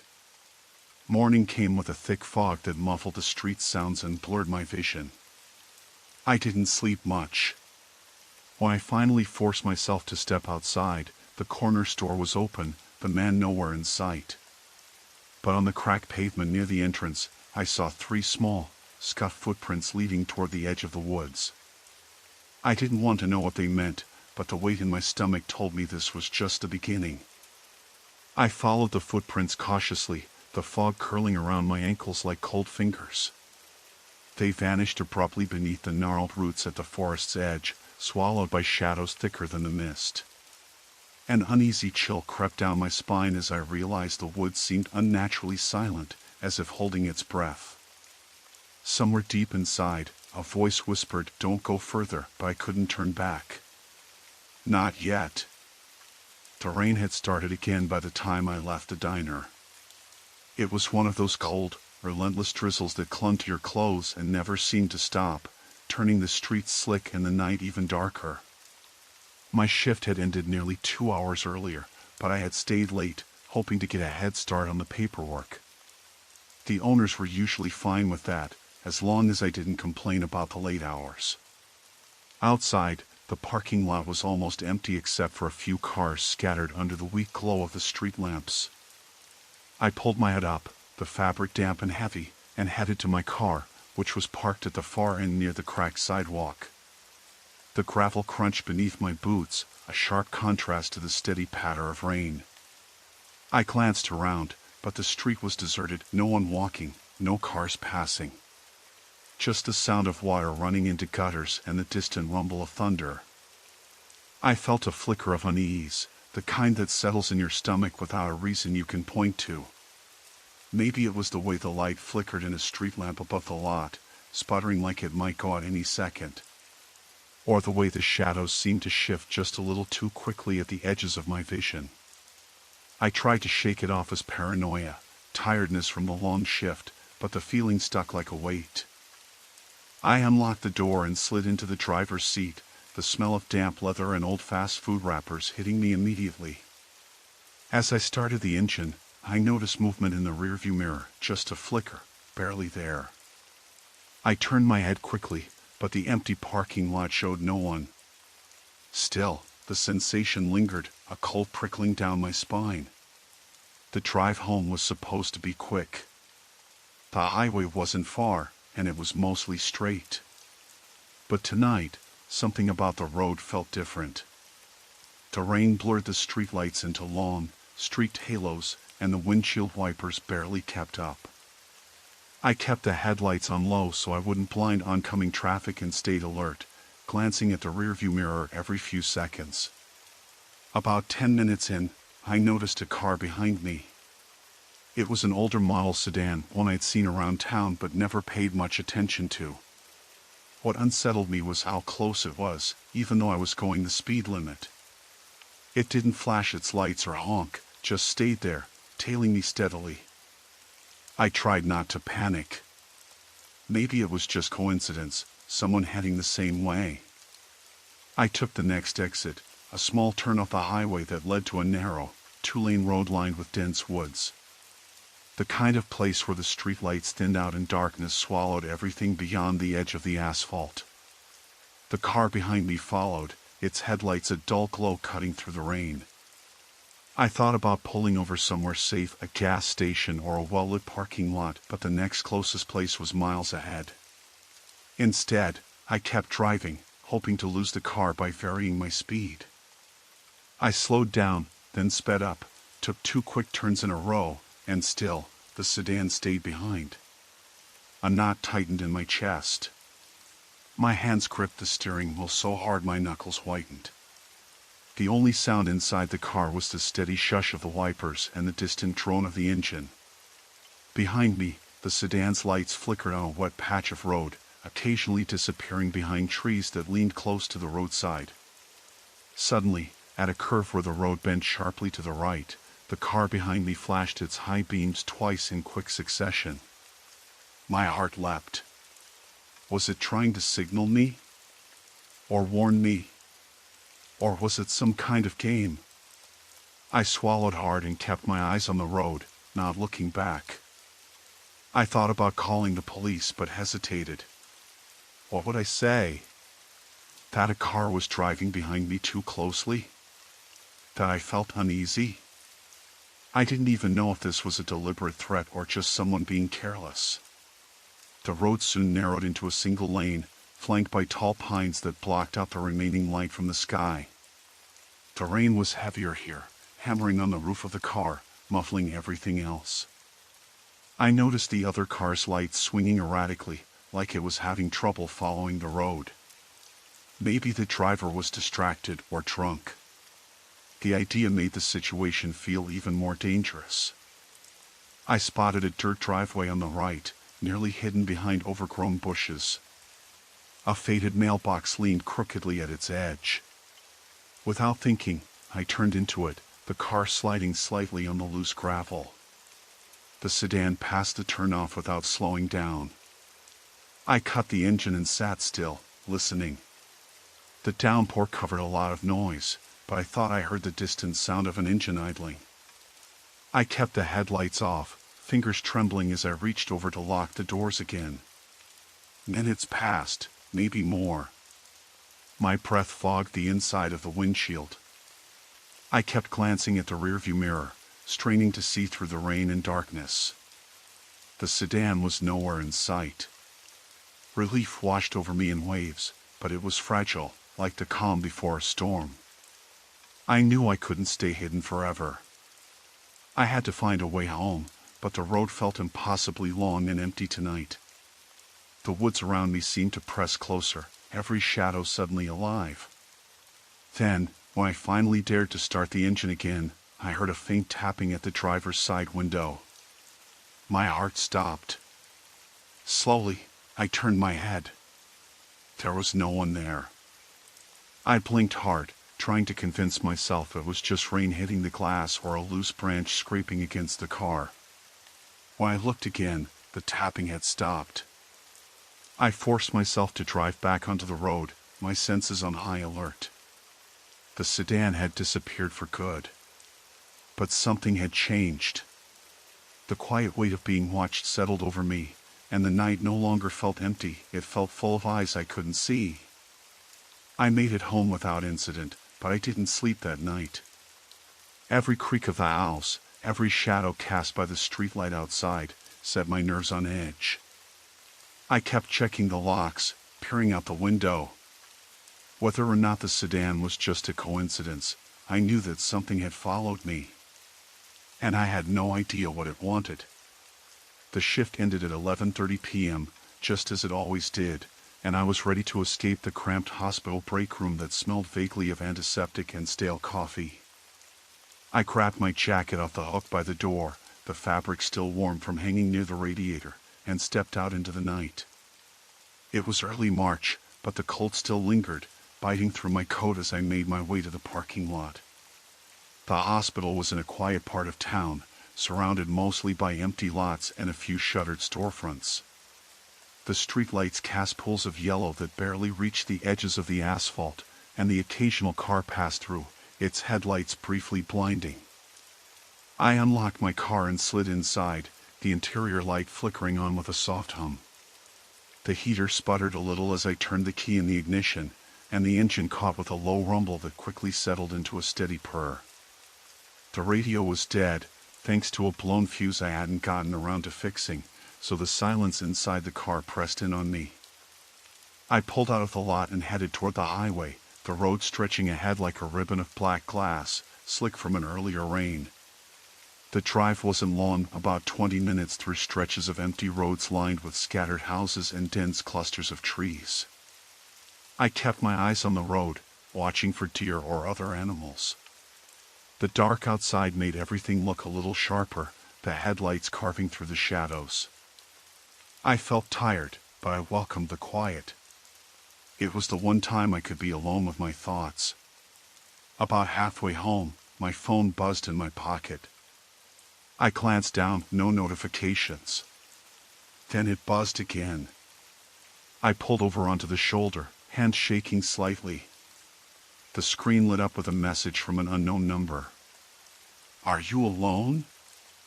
I frowned, fingers hesitating over the screen. My heart picked up speed for no good reason. I typed back, "Who's this?" No reply. I locked the phone and tucked it away. Maybe a prank, I told myself. But the unease didn't fade. I started driving again, but soon after, the headlights of a car appeared in my rearview mirror, bright and persistent. At first, I thought it was just someone else heading home. But as the minutes passed, the car stayed behind me, matching my speed exactly. I tried varying my pace, slowing down, speeding up, but the headlights stayed glued to me like a shadow. I took the next exit, weaving through side streets that I knew well. The other car followed. My stomach tightened. I pulled into a 24-hour convenience store parking lot, the fluorescent lights buzzing overhead and casting harsh, flickering light on cracked asphalt. The other car stopped across the lot, its engine rumbling faintly. I sat in my car, doors locked, windows up, heart pounding so loudly I thought it might burst through my chest. I debated calling the police but hesitated. What if it was nothing? I told myself to stay calm, rational. I watched as the other car's driver's side door opened, then shut. The figure moved around the car, pacing slowly, like they were waiting for something or someone. I couldn't see their face clearly, but their posture was tense, deliberate. After a few minutes, I started my engine again and pulled back onto the road, trying to stay calm. The car followed. I tried to remember if I'd made any enemies recently. Nothing came to mind. No fights, no weird incidents at work. Just the usual grind. I took a sharp turn onto a road I rarely used, a route that snaked through a stretch of woods and small farms. The trees pressed in on both sides, like tall, pale sentries in the night. The other car followed obediently, like it was baited. My hands gripped the wheel tightly, knuckles white. I thought about driving to the police station, but it was on the far side of town, a longer detour. My phone buzzed again, this time with a call. Unknown number. I didn't answer. Then the car behind me flashed its high beams. I slammed on the brakes. The car behind me did the same, skidding slightly in the gravel shoulder. I couldn't see the face of the driver, but the silhouette was unmistakably human, rigid and looming. For a moment, we just sat there, the engines idling, breathing in the cold, still air. Then the driver's door opened. I locked my doors and pressed my foot against the gas, peeling away and speeding up the road as fast as I dared, heart hammering in my throat. The other car remained on the shoulder, the figure standing still in the beams of its own headlights. I leaned back in my seat, trying to steady my breathing. I felt frozen, like I was caught in a nightmare I couldn't escape from. The woods thinned as I neared the edge of town. The roads grew brighter. I pulled into a well-lit gas station, the fluorescent lights harsh but comforting after the dark woods. Inside, I barely registered the cashier's casual nod. I filled my tank, scanning the lot nervously through the glass doors. No sign of the car. I let out a breath I hadn't realized I was holding and stepped outside, locking my doors tightly behind me. The night felt heavy still, but for now, I was safe. Still, as I got back into my car and started the engine, I couldn't shake the feeling that whatever had been following me wasn't done yet. The sun was starting to dip below the horizon when I pulled into the small parking lot behind the grocery store. It was the kind of place that felt almost abandoned by 7 p.m., even on a Friday. A few cars scattered here and there, the fluorescent lights and the occasional clatter from the stores inside. I locked the car, grabbed my cloth tote bag, and walked toward the entrance. My hands still trembled a little from the jerking stop I'd made on the highway earlier, heart pounding like it was trying to get out of my chest. But I told myself I was just tired, and maybe a little jumpy from the long day at work. The automatic doors slid open with their usual whoosh. Inside, the air was thick with the scent of bleach and fresh produce, the quiet murmur of a few other shoppers drifting from the aisles. I started down the frozen foods aisle, picking up a couple of bags of vegetables, when I noticed a man standing at the end, by the dairy section. He was tall, thin, wearing a navy jacket zipped all the way up though it wasn't cold inside, and a baseball cap pulled low over his face. Something about the way he stood there, just watching, made my skin crawl. I tried to convince myself he was just waiting for someone, or maybe looking for a product, but his gaze didn't waver. It felt deliberate. I shifted my weight and turned my head slightly, but when I glanced back, he was gone. I breathed out slowly, telling myself he had moved on, maybe to the checkout line. Still, I kept my pace steady, trying to focus on the list in my head. Milk, eggs, bread, routine stuff. The store wasn't very busy, but I noticed an older woman near the checkout with wide, darting eyes, clutching her purse like it might jump away. The cashier, a young guy with a name tag that read Eli, kept glancing nervously toward the front doors. When I reached the produce aisle, I heard footsteps behind me on the linoleum floor, slow and steady. I looked over my shoulder. The same man from before was there again, just a few feet behind. He hadn't yet reached for anything on the shelves. Instead, his eyes followed my every move. That familiar pounding in my chest returned, and my fingers curled tighter around the handle of my tote. I stopped, pretending to examine a bunch of bananas, but I could feel him waiting, like a cat watching a mouse. I debated turning and walking straight to the exit, but I'd left my car keys in my pocket, and I didn't want to cause a scene, not yet. The man took a single step closer. I swallowed hard, the taste of dryness filling my mouth. His voice was low and gravelly when he finally spoke. "You live around here?" I forced a smile, the kind that said nothing. "Yeah, just down the street." He nodded slowly, eyes never leaving mine. "You get off work late, huh?" "Not many people here at this hour." My stomach twisted. "Yeah. Long shift." He shifted his weight from one foot to the other, then glanced around as if checking for witnesses. "You walk home alone?" "Usually," I replied, trying to sound casual. He grinned, a quick flash of teeth that didn't reach his eyes. "That's brave." I kept my voice steady though my hands itched to reach for my phone. Or maybe just stupid. The man chuckled, but it was a dry, humorless sound. "Don't worry. I'm not here to cause trouble." Before I could respond, a loud crash echoed near the back of the store. The woman at the checkout gasped, and Eli bolted from behind the counter, shouting something I couldn't quite catch. The man turned his head sharply toward the noise, and I took the chance to slip past him and head for the exit. As I pushed through the doors, the cool air hit my face like a slap. I glanced back and saw store employees rushing toward the source of the noise. The storage room door had been forced open, the lock dangling. I didn't wait. I pulled my phone from my pocket and dialed my apartment security company. My fingers trembled so badly I had to try twice. The operator's voice was calm but clipped. "Your system shows all sensors normal, ma'am. Did you want to request a patrol?" I hesitated.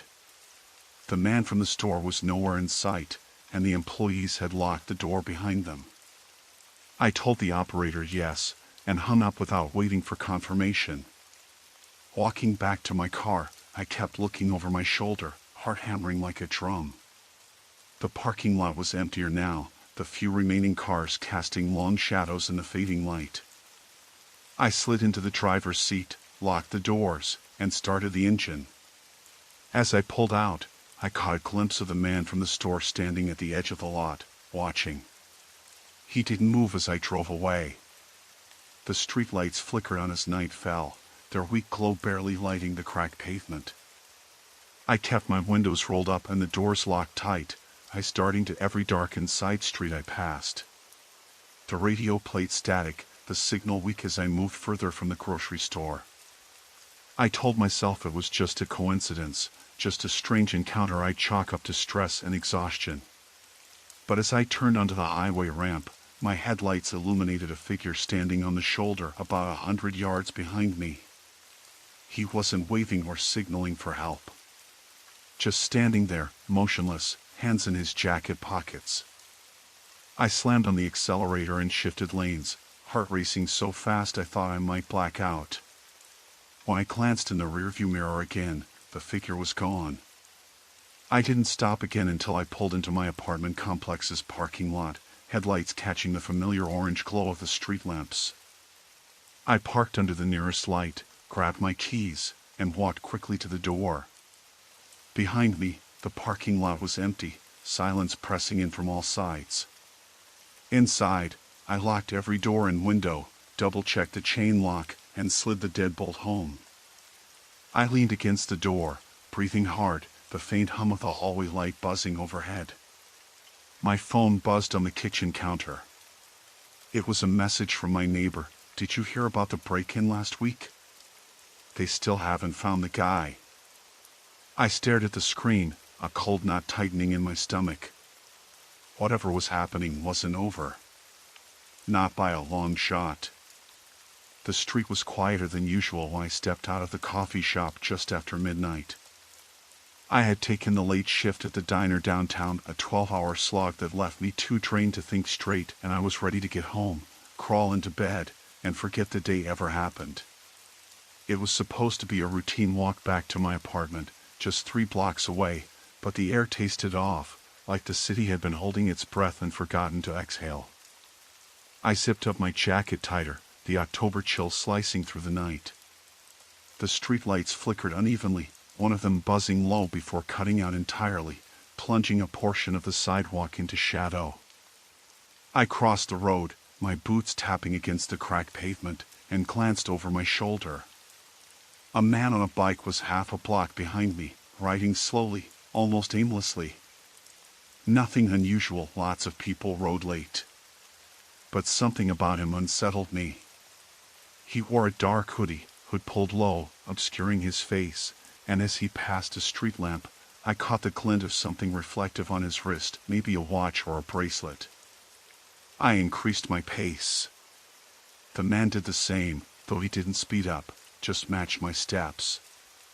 I told myself it was paranoia, after the story I'd read earlier about strangers following women home, but it gnawed at the edge of my nerves anyway. I turned right at the corner, moving into a narrower street lined with old row houses, their windows mostly dark except for the occasional flicker of a TV or the glow of a night light. The man followed, fearing left to cut me off.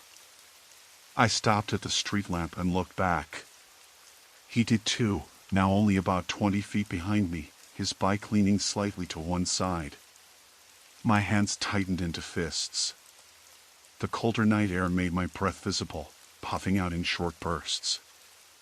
I debated running, but the street twisted ahead, and running blindly down a side alley didn't seem like a smart choice. Instead, I took out my phone and flipped it open, the soft light illuminating my face. I dialed my roommate's number quietly, hoping she'd answer. The line rang twice before going to voicemail. I sent a quick text with my location. Walking home, feel like I'm being followed. No response. I started walking again, this time deliberately slower, trying not to look over my shoulder too often, but the weight of his presence behind me was like a shadow I couldn't shake. The street lamp buzzed again and died, and now the path was darker except for the faint glow from a 24-hour convenience store up ahead. Relief prickled at me, like reaching a beacon. I quickened my steps. But then I heard the bike's tires crunch on gravel, the subtle scrape of rubber against stone, closer than before. I stopped abruptly, heart hammering in my chest. From the dark, a voice called out softly, "Hey, are you okay?" It wasn't threatening or harsh, just low and a bit rough. I froze, debating how to respond. Something about the tone was off, too casual, too rehearsed. I kept my phone in my hand, ready to call emergency services if needed. "Yeah," I said finally, voice barely above a whisper. "Just heading home." The man slowed to a stop a few feet away, the bike leaning against a tree. I could finally make out his features in the weak light, a young guy, maybe mid-20s, scruffy beard, tired eyes. His jacket was oversized, hanging off his frame. There was a nervous twitch in his jaw. "You looked scared," he said, stepping closer. "Didn't mean to freak you out. I live 4 blocks that way. Saw you walking and thought I'd check in." My mind scrambled. That explanation didn't quite fit the slow tailing, the silence, the sudden approach. But maybe I was just jumpy. Maybe it was nothing. "I'm fine," I said, trying to sound firm. "Thanks."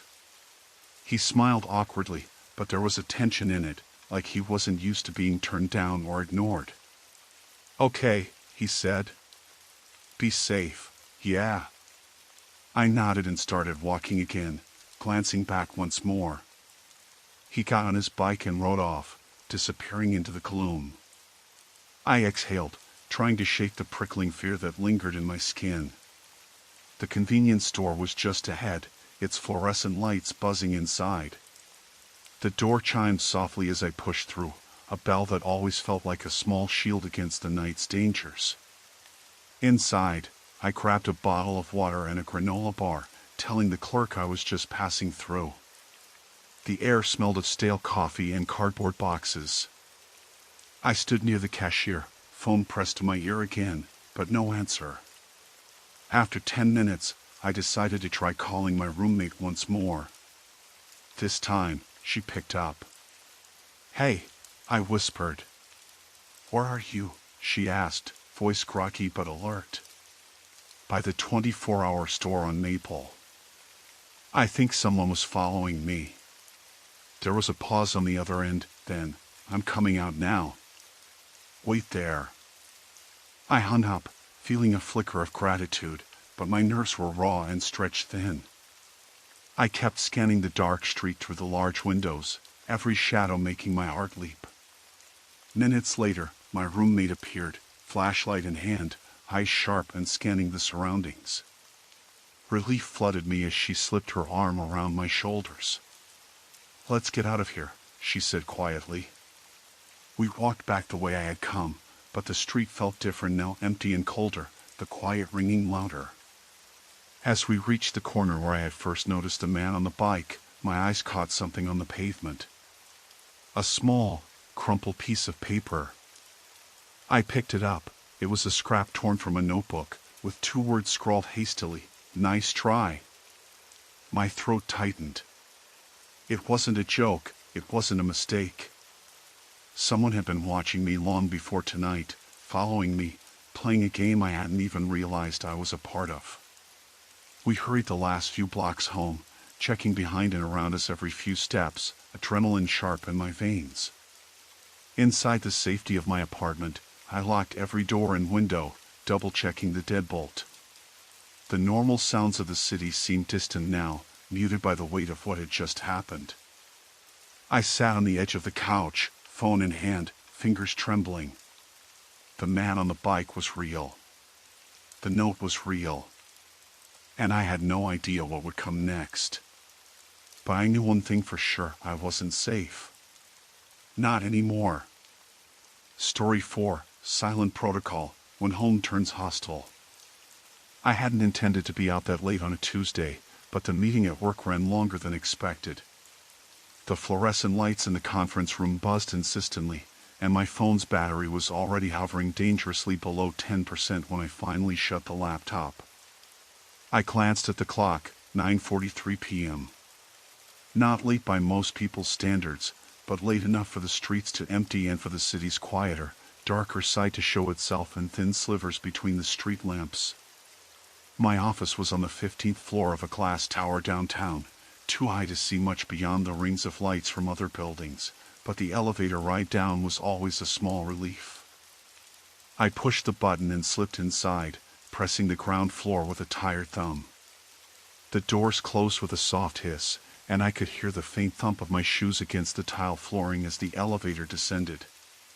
When the doors opened, the lobby was nearly empty, just one security guard sitting behind the desk, his eyes glued to the screen of a handheld game. He glanced up, caught my tired nod, and went back to his game without a word. The automatic doors whooshed open, releasing me into the crisp night air. I had parked on the 3rd level of the underground garage, and the walk from the elevator was always a bit eerie after dark.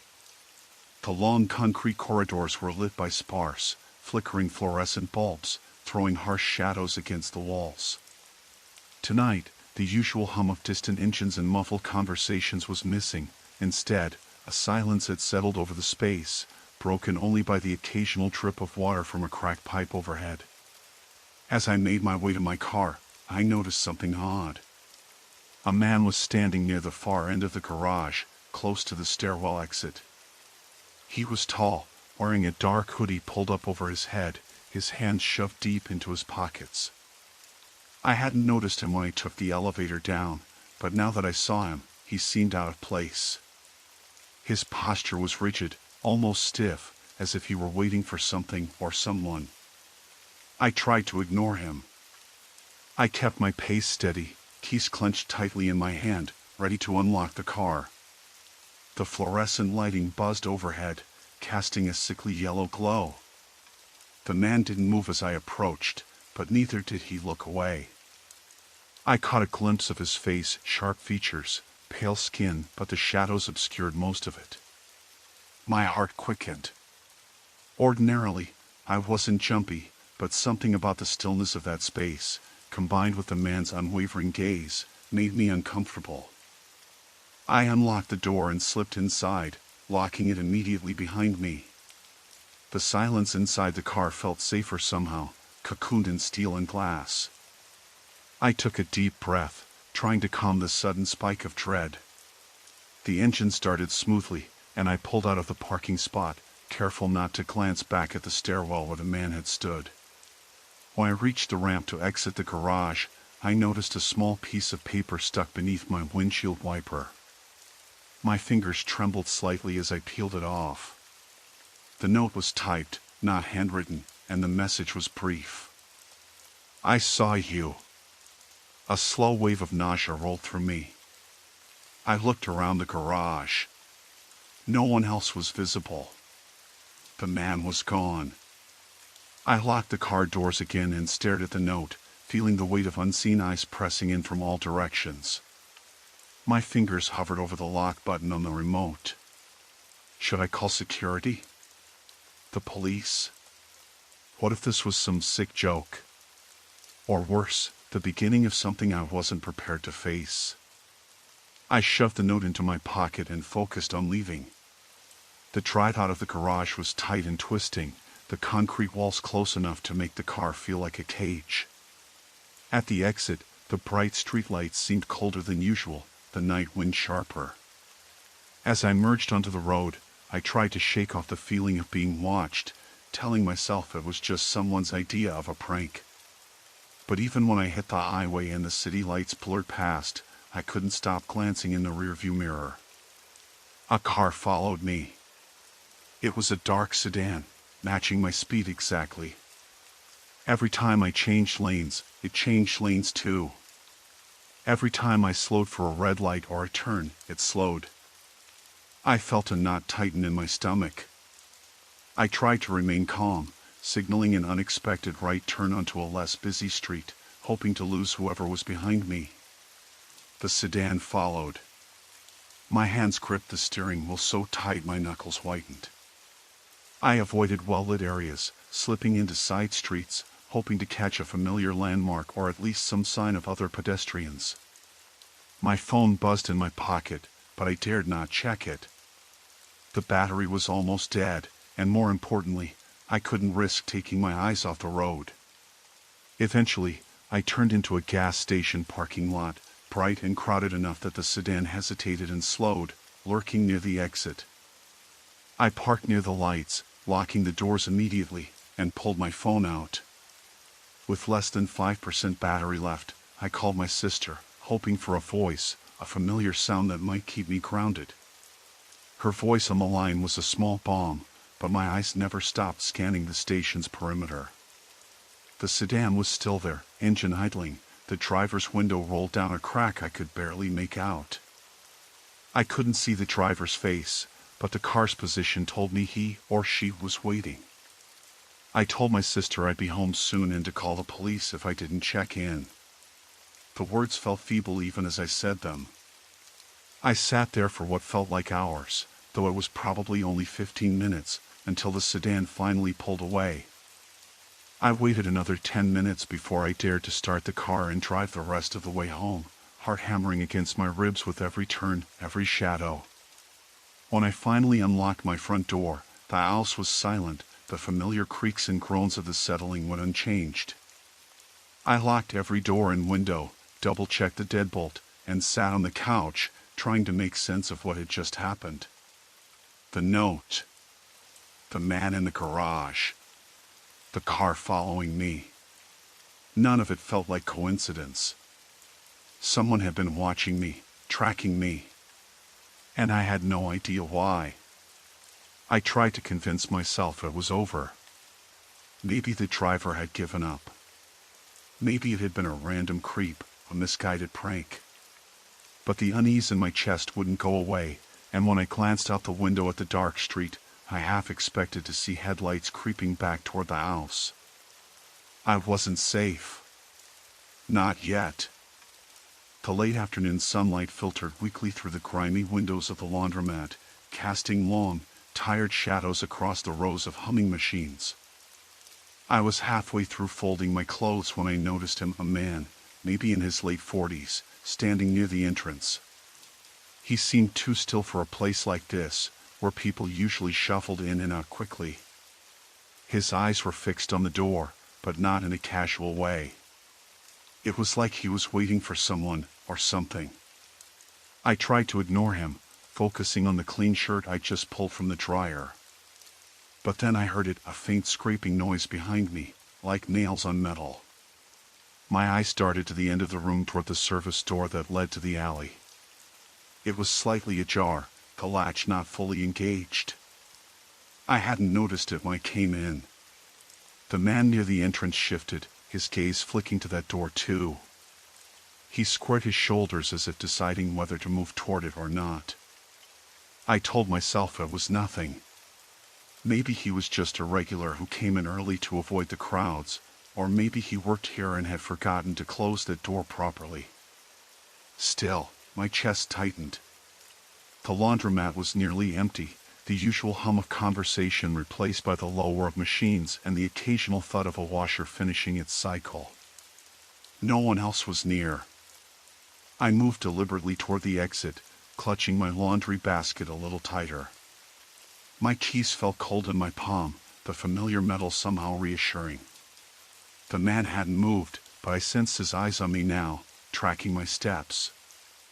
I could feel his gaze crawl across my back like a slow, unwelcome touch. When I reached the door, I glanced back. He was still there, standing as still as a statue, almost blending into the peeling paint of the wall behind him. A sudden chill ran down my spine. I didn't want to seem paranoid, but my gut was screaming at me to leave. I pulled open the door and stepped outside. The street was quiet, the sky bruised with the early signs of dusk. I heard footsteps behind me, deliberate and slow. I didn't look back, didn't want to confirm what I already feared. My pace quickened. The familiar sounds of the neighborhood, the distant bark of a dog, the rustle of leaves in the evening breeze felt oppressive, like they were closing in. I could still hear those footsteps, steady and unhurried, matching mine step for step. When I reached my car parked under a street lamp that flickered weakly, my hands trembled as I fished for my keys. The man appeared at the corner of the sidewalk, his face catching the yellow light. His eyes were dark, unreadable, but something about them set my nerves alight. He didn't make a move toward me, just watched. I slid into the driver's seat, locked the doors, and started the engine without looking at him again. The breath I had been holding escaped in a shaky exhale.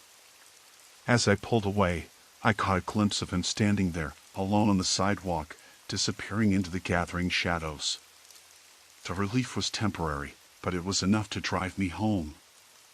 I kept the locks engaged, the windows up, but even then, I couldn't shake the feeling that whatever just happened was far from over. The streetlights flickered as I drove through the neighborhood, each pulse of dim yellow casting long, jittery shadows across the cracked pavement. My hands gripped the steering wheel so tightly my knuckles whitened. I kept glancing in the rearview mirror, half expecting to see him, that figure, still lurking behind me, waiting for the moment I let my guard down. But the road behind me was empty, save for the drifting leaves and an occasional stray cat slinking into the night. Still, the weight in my chest refused to lift. Every instinct screamed at me that whatever I just escaped wasn't done. That presence, the coldness that had seeped into my bones, hadn't dissipated with the distance. At home, I tore the keys from the ignition and bolted inside, locking every door and window with trembling hands. My apartment felt smaller, more suffocating than ever before. The shadows clung to the corners, creeping along the baseboards and pooling near the ceiling like ink blotches spreading on old paper. I needed to call someone. Anyone. But who? Friends had drifted away over the years, and family was hundreds of miles away. Besides, how do you explain this? A stranger who doesn't speak, who just watches, who waits. And why me?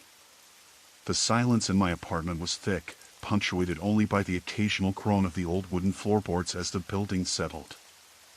I sat down on the couch, trying to steady my breathing, to ground myself in something real. But the air felt off, too heavy, too still. Then the phone rang. It was my cell, vibrating insistently on the coffee table. I hesitated, staring at the screen. No caller ID. No number. Just the generic unknown. My heart thumped erratically. Part of me wanted to ignore it, but another part, some foolish hope, made me reach out. The moment I answered, the line was filled with static. Then, faintly, a whisper. At first, I couldn't make out the words, just a soft hissing, like wind through dry leaves. You can't hide. The voice was barely audible but unmistakably close, as if the speaker was right next to my ear. Goosebumps erupted along my arms.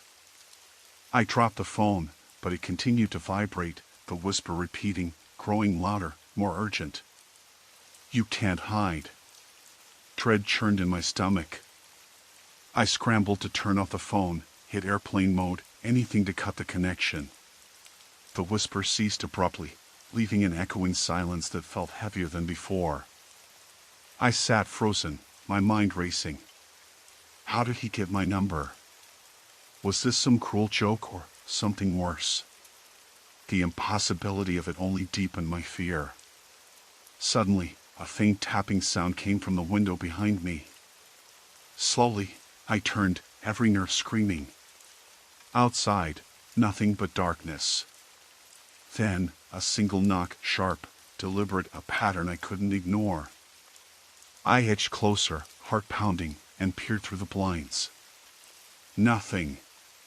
Just the empty street, the swaying branches, the distant hum of a car passing by. But then I saw it, a silhouette, faint but unmistakable, standing just beyond the pool of light from the street lamp. His face was obscured, but the outline was the same. The Watcher. I slammed the blind shut, bolted the window, and retreated to the center of the room. My breath hitched. I felt utterly trapped, ensnared in a nightmare I couldn't wake from. And the worst part? I knew this was just the beginning. Because somewhere out there, in the dark, he was waiting. Watching. Patient. I told myself it was just a coincidence when I saw the same gray sedan parked across the street every morning as I waited for the bus. It was always there, idling, windows tinted too dark for me to see inside. The driver was never visible, just the shape of a person slouched behind the wheel. At first, I thought maybe it was someone who worked a nearby shift or a neighbor lounging in their car. But after 3 mornings, the feeling in my gut wasn't just unease, it was outright dread. That Thursday morning, I left the apartment at 6:45, early enough so the streets were still quiet and the air kept the damp chill that clung to the pavement after last night's rain. I zipped up my jacket tighter, trying to ignore the scrape of cracked concrete under my boots. The sedan was there, exactly where I'd seen it before. Its engine ticked softly against the silence, and as I looked, the driver's head turned slowly, like he had been watching me all along. I froze, a cold spike behind my ribs. I told myself not to show fear, but my pulse hammered in my ears. The bus stop was a few blocks away, past a row of shuttered shops and a narrow alley I always tried to avoid after dark. Today, it looked even darker than usual. The flickering street lamps did more to confuse than to illuminate. I kept my eyes on the sedan as I hurried forward, heart thudding louder with every step. When I glanced back, the car was gone. I tried to push the anxiety out of my mind during the ride to work, focusing on the rhythm of the city waking up, the murmur of conversations floating between passengers, the hum of the engine. But it lingered, that prickling sense that someone was watching me, not from far away, but close enough to breathe down my neck. Work was uneventful, just the usual grind of paperwork and phone calls. I barely noticed the time until my phone buzzed with a message from my landlord. Maintenance will be checking your unit today between 3 and 5. I hadn't mentioned any issues, and I didn't remember any calls arranging this. I replied, asking for a reason, but got no answer. At 4:45, the sun was low, casting long shadows through the thin curtains of my apartment. I sat on the worn couch, eyes flicking to the front door every few seconds. A soft knock echoed through the hallway, precise and controlled. I waited a beat, then called out, "Who is it?" "Maintenance." "Got the notice from the landlord," a man's voice said, low and calm. I hesitated, my fingers tightening around my phone. I didn't want to open the door, but if it was official, I had no choice. I cracked it open a few inches, enough to see the man's face dimly lit by the hallway light. He wore a faded blue shirt and a cap pulled low, but there was something off in his eyes, too steady, too focused. "Can I see some ID?" I asked, voice barely steady. He smiled thinly, reaching inside his shirt pocket and pulling out a badge. It was small, plastic, with the landlord's name and a photo I didn't recognize. It looked real enough at a glance. "Everything checks out," he said. "Just a quick inspection." My throat felt dry. I wasn't informed about anything specific. Routine. Just doing our rounds. He pushed the door open wider and stepped inside without waiting for me to invite him. I wanted to slam the door, to tell him to leave, but I was frozen. He moved methodically, checking the windows, the locks, even peering into the bedroom and kitchen. Nothing was out of place, no signs of damage or leaks. Still, the way he moved didn't feel right, too deliberate, like he was mapping the space rather than fixing anything. When he finished, he lingered near the door. "If you notice anything strange, you call me. Here's my number." He handed me a business card. I took it with shaking hands, eyes fixed on his face, searching for any hint of menace. He gave a curt nod and left, closing the door softly behind him. I locked it immediately, sliding the deadbolt home. Then I sat down, trying to calm the rapid pace of my thoughts. The card looked legitimate, but the whole thing didn't add up. Why show up unannounced and linger like that? That night, I triple-checked the locks and dragged a chair under the doorknob, just in case. The city noises outside faded until there was only the faint hum of distant traffic and the occasional bark of a dog. The room felt smaller, the shadows deeper. Around midnight, I heard a soft tapping at the window. My heart leapt. I peered through the blinds, but the street below was empty. The tap came again, steady and slow, like a deliberate rhythm. I pulled the curtain aside a fraction and squinted into the darkness. Nothing. No footsteps, no movement. Still, the tapping continued for a few seconds before stopping abruptly. I tried to convince myself it was a stray branch or rain against the glass, but I knew better. It was too precise to be random. Sleep was impossible. I sat on the edge of the bed, clutching my phone, eyes darting to every shadow and corner. The gray sedan had returned, or someone else had taken its place, I didn't know. But I felt watched, hunted in a way that no ordinary fear could explain. The next morning, I found the business card resting on the doormat. I hadn't left the apartment since the inspection. The edges were ragged, as if it had been shoved under the door roughly. I picked it up, my fingers trembling. On the back, in shaky handwriting, someone had written, "We know." I dropped the card. For the first time, I didn't know who I could trust. The landlord, the mysterious maintenance man, the dark sedan that seemed to appear and disappear like a shadow. I realized then that the danger wasn't going away. It was closing in, piece by piece, day after day. I had to figure out what they wanted before it was too late. I was supposed to meet Jamie at the small cafe near the train station.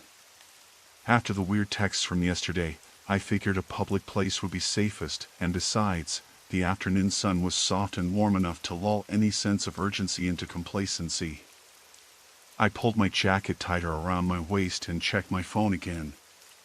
No new messages.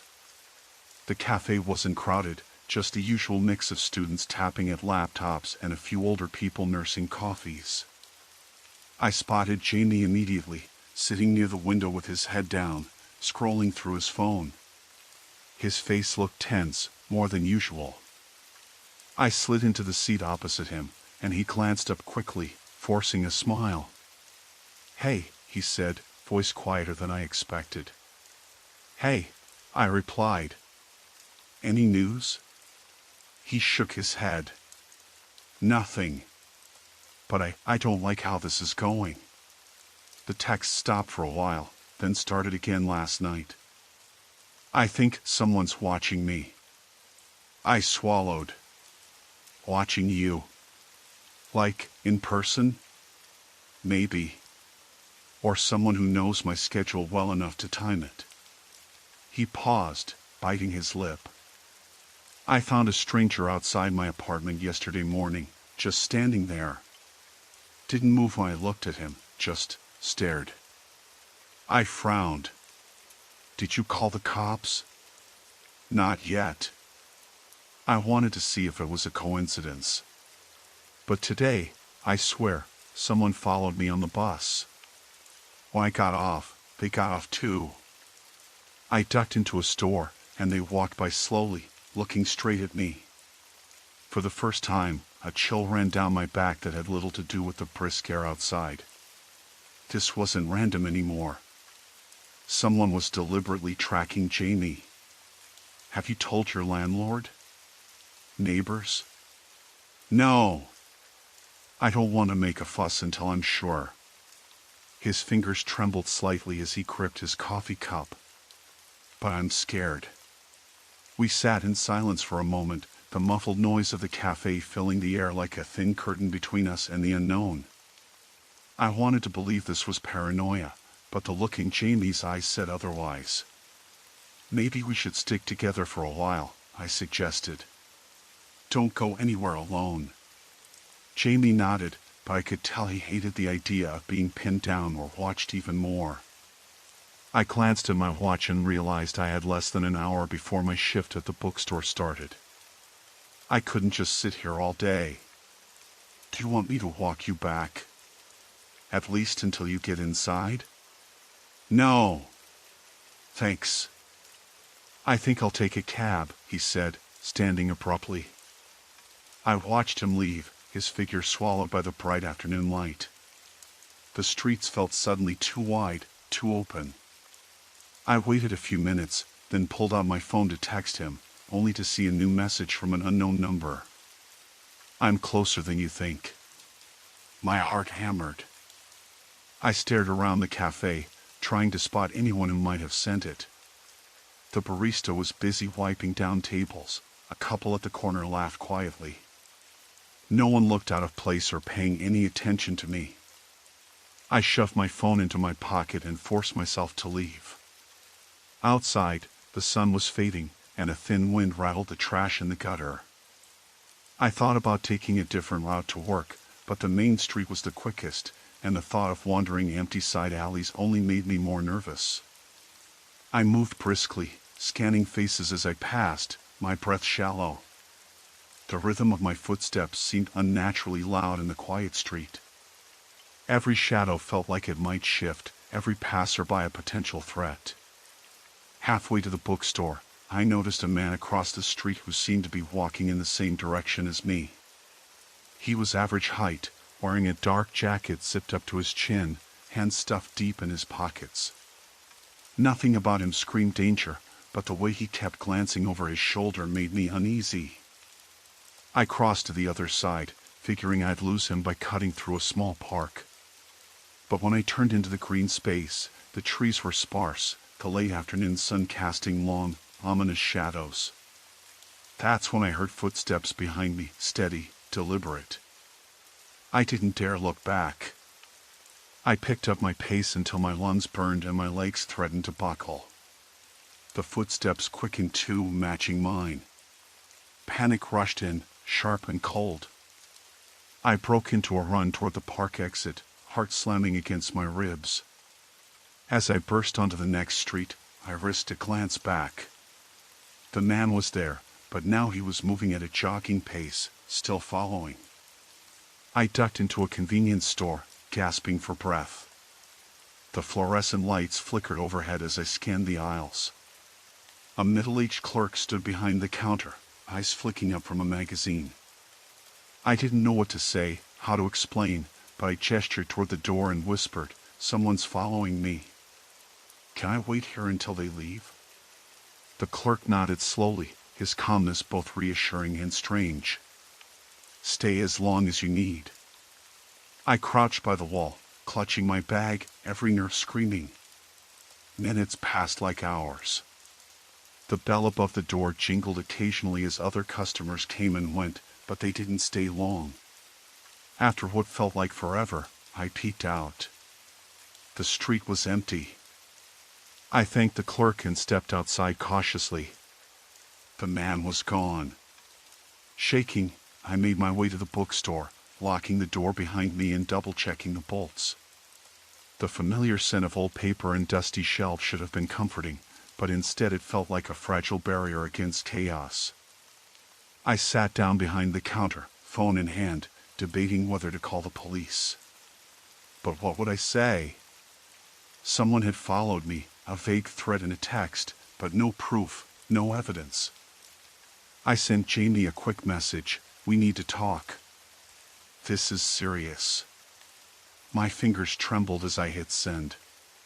Outside, the streetlights flickered on, their pale glow casting long shadows that felt like watching eyes. And I realized this was only the beginning. I left the diner later than usual, the clock pushing past midnight, and the parking lot lights flickered weakly through the drizzle. The rain was light but steady, the kind that doesn't soak you immediately but leaves you damp and chilled from the inside. I pulled my jacket tighter around me and walked to my car, trying to shake off the exhaustion from a 14-hour shift. The streets were nearly empty.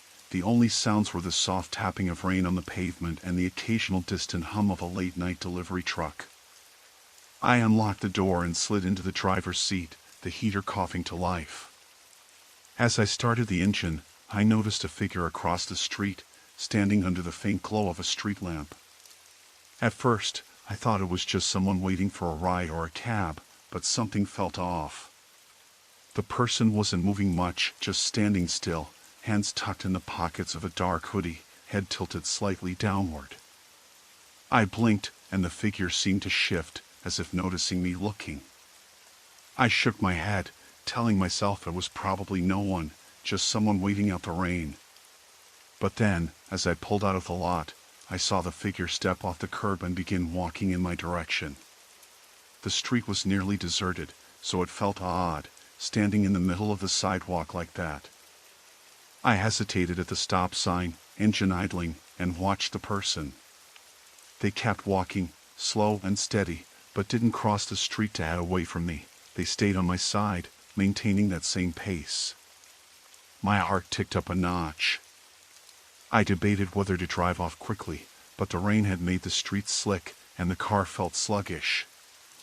I decided to wait, pretending to look at my dashboard, hoping the figure would pass by or turn onto a side street. But they didn't.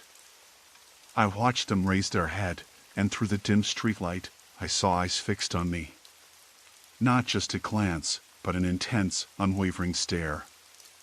I swallowed hard and pulled away slowly, turning onto the next street, hoping to lose whoever was there. The figure didn't quicken pace but followed, keeping a steady distance, never close enough to be overtly threatening, but close enough to be unnerving. I glanced in the rearview mirror, heart thumping, and saw them appear at the next intersection, waiting for me to approach, then moving again once I passed. I tried to rationalize. Maybe it was coincidence, someone heading home and just pacing the neighborhood. Maybe not. But no matter how many turns I took left, right, looping around blocks, they kept appearing just behind me, always that slow, deliberate pace. I switched off the main roads and onto a dimly lit residential street, hoping the neighborhood's scattered houses would mean the person would back off. The streetlights here were older, their yellow glow barely pushing through the fog rolling in from the river nearby. I kept the car windows up and doors locked, fingers gripping the steering wheel like a lifeline. Suddenly, my phone buzzed on the passenger seat. I reached over, heart in my throat, and grabbed the screen illuminated with a text, "Nice jacket." I froze. I hadn't given anyone my number, and I certainly hadn't told anyone what I was wearing tonight. I stared out the windshield toward the shadowy figure now standing at the mouth of the street, just beyond the street lamp's reach. No phone, no visible device, just watching. The text came from a number I didn't recognize, no area code familiar to me. I tried calling it back, but the line was dead. I locked the phone screen and shoved it into my jacket pocket, fingers trembling. I considered driving to the police station or a 24-hour gas station, anywhere with people, but the nearest station was still 5 miles away down a road I didn't know well. I didn't want to risk taking a long route with someone following me. I kept driving slowly, eyes flicking between the rearview mirror and side windows. The figure disappeared from view momentarily as I turned another corner, and I exhaled sharply. Relief, but temporary. I knew they were still out there, waiting. I spotted a convenience store up ahead, the kind with bright fluorescent lights, multiple cameras outside, and a few cars in the lot. I pulled in, parked near the entrance under a CCTV camera, and left the engine running. Inside, the store clerk glanced at me with a polite nod, no questions asked. I grabbed a bottle of water and a candy bar, trying to calm my breathing. The fluorescent buzz overhead was harsh, unnatural, but it felt better than the dark streets. I peered out the window. The street outside was empty. No sign of the figure. Maybe they'd given up, or maybe they were just waiting for me to leave. I paid an exact change, my hands still shaking, and walked back out to the car. I started the car and backed out slowly. As I turned onto the street, headlights appeared in the distance, another car coming my way. I felt a small spark of hope. I could pull over and flag someone down if I needed to. But as the car came closer, I noticed it wasn't slowing down. It was speeding, headlights blinding and fixed directly on me. I stepped on the brake, heart pounding, and the other car swerved suddenly onto a side lane before I could even react. The driver never slowed, disappearing down an alley. I sat frozen for a moment, the rain now stronger, pattering hard against the windshield. My breath fogged the glass. I drove home the fastest I dared, the streetlights blurring past, and locked every door and window as soon as I stepped inside. The house felt colder than usual, and I kept the lights on, pacing the living room. I checked my phone again, no new messages, no calls. But the sense of being watched clung to the walls, and every creak and groan in the old house sounded like a warning. I sat by the window, pulling the curtain just enough to see the empty street. No sign of a figure, no car. But I knew they were out there, somewhere, waiting for the next move. The quiet night felt fragile, like the calm before something worse. I tried to convince myself it would end here, that it was just some twisted prank or coincidence. But the message, the stalking, the way they followed me, it wasn't random. The nightmare wasn't over, and I didn't know if I was ready for what came next. Story 5, The Veil Behind Room 613. I worked a late shift at the grocery store on the edge of town, the one tucked beneath the highway overpass where the streetlights flickered and the neighborhood felt quieter than it should after dark. Most nights were uneventful, just me stacking shelves and ringing up the occasional customer, but that Tuesday started with a strange chill that didn't seem to belong to the early spring air. When I left the store at 11:45, the wind was sharper than usual, tugging at the collar of my coat as I pulled my keys from my pocket. The parking lot was nearly empty, save for a battered sedan parked 3 rows away from mine. I didn't think much of it until I saw the driver's side window roll down slowly, the motion so deliberate it caught my attention like a sudden silence in a noisy room. No one was inside. The car sat there, idling, the engine humming low enough to feel in my bones. I stood frozen for a moment, half expecting someone to pop out, but the lot was empty besides me and that silent car. I shook my head, telling myself it was probably a malfunctioning power window or someone who left it running by mistake. I hurried toward my car, not bothering to look back. The drive home was the same empty stretch of 2-lane roads bordered by thick woods that swallowed any light from passing cars. I kept the windows rolled up and the radio faintly playing, mostly to drown out the thud of my own heartbeat, which had sped up without reason. About 10 minutes in, I noticed headlights behind me in the rearview mirror. At first, I thought it was just another car on the highway, but as I took the winding curves, the headlights stayed locked on my tail. I tried not to panic, telling myself it's normal for people to drive the same route, especially at this hour. Still, the light stayed steady, never swerving or passing. A knot tightened in my stomach when I took a left turn onto a side road, the one with the dead end and the old, abandoned houses. The headlights turned with me, following precisely. My hands gripped the wheel harder, knuckles white. I flicked my turn signal to indicate a right, hoping to lose whoever it was, but the headlights did the same, like a shadow glued to my car. Then the radio cut out suddenly, static filling the space. I twisted the dial, but nothing came through. My breath hitched. With the road narrowing and trees crowding closer, I slowed down, considering pulling over to check my phone, but the battery was low and the signal patchy in this section of town.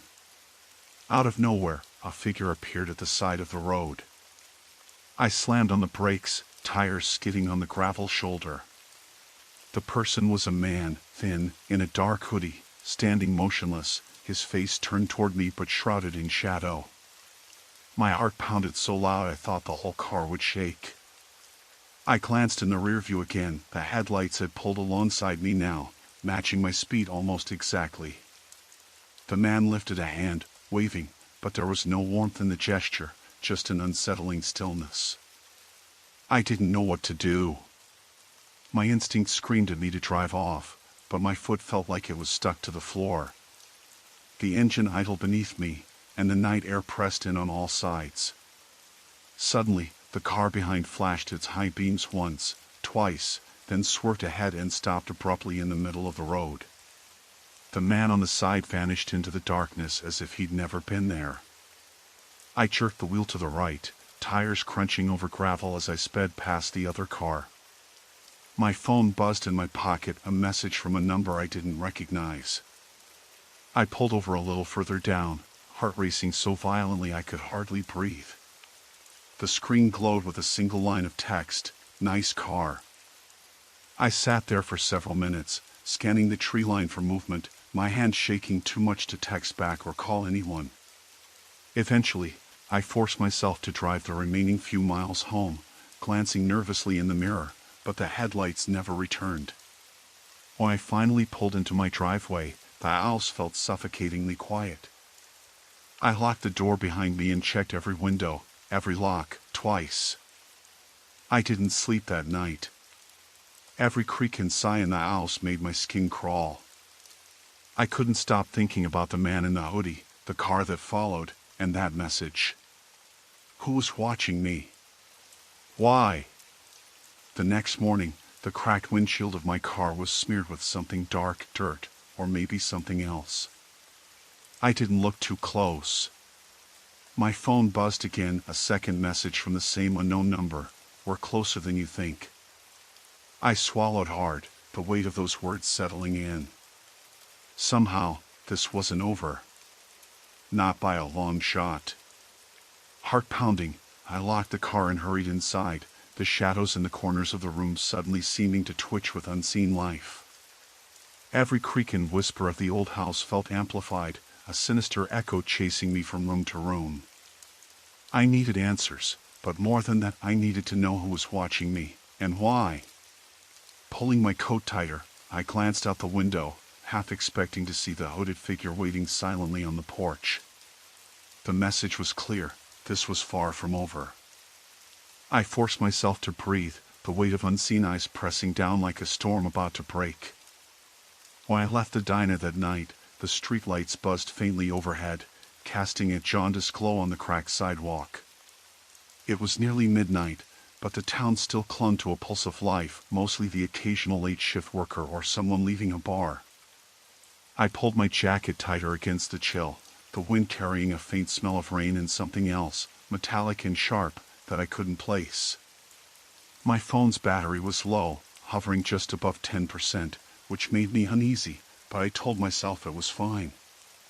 I'd made the mistake of forgetting my charger downstairs, and anyway, it was only a 15-minute walk back to my apartment. The diner's neon sign flickered behind me, sputtering in and out like a stuttered heartbeat.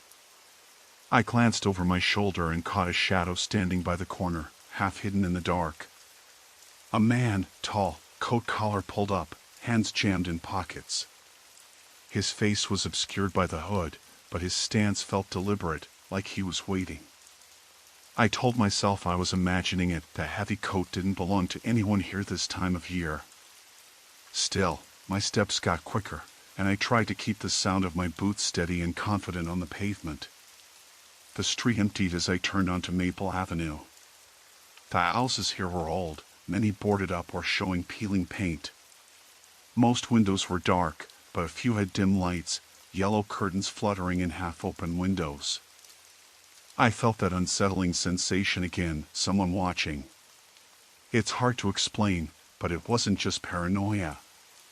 It was a cold pressure against the back of my skull that made me want to turn around and run.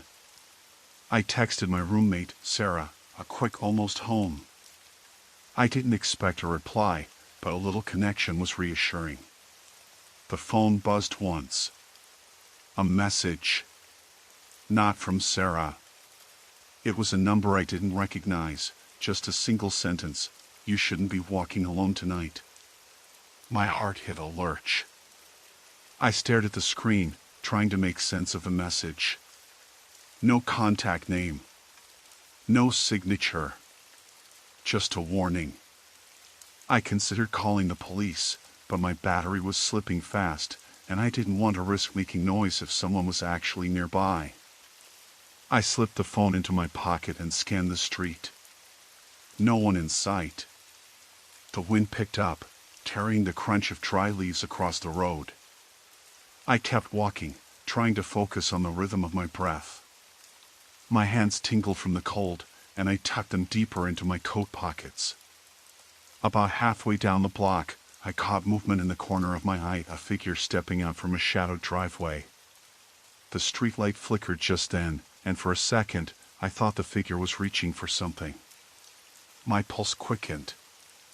I didn't stop, kept walking, but my feet slowed.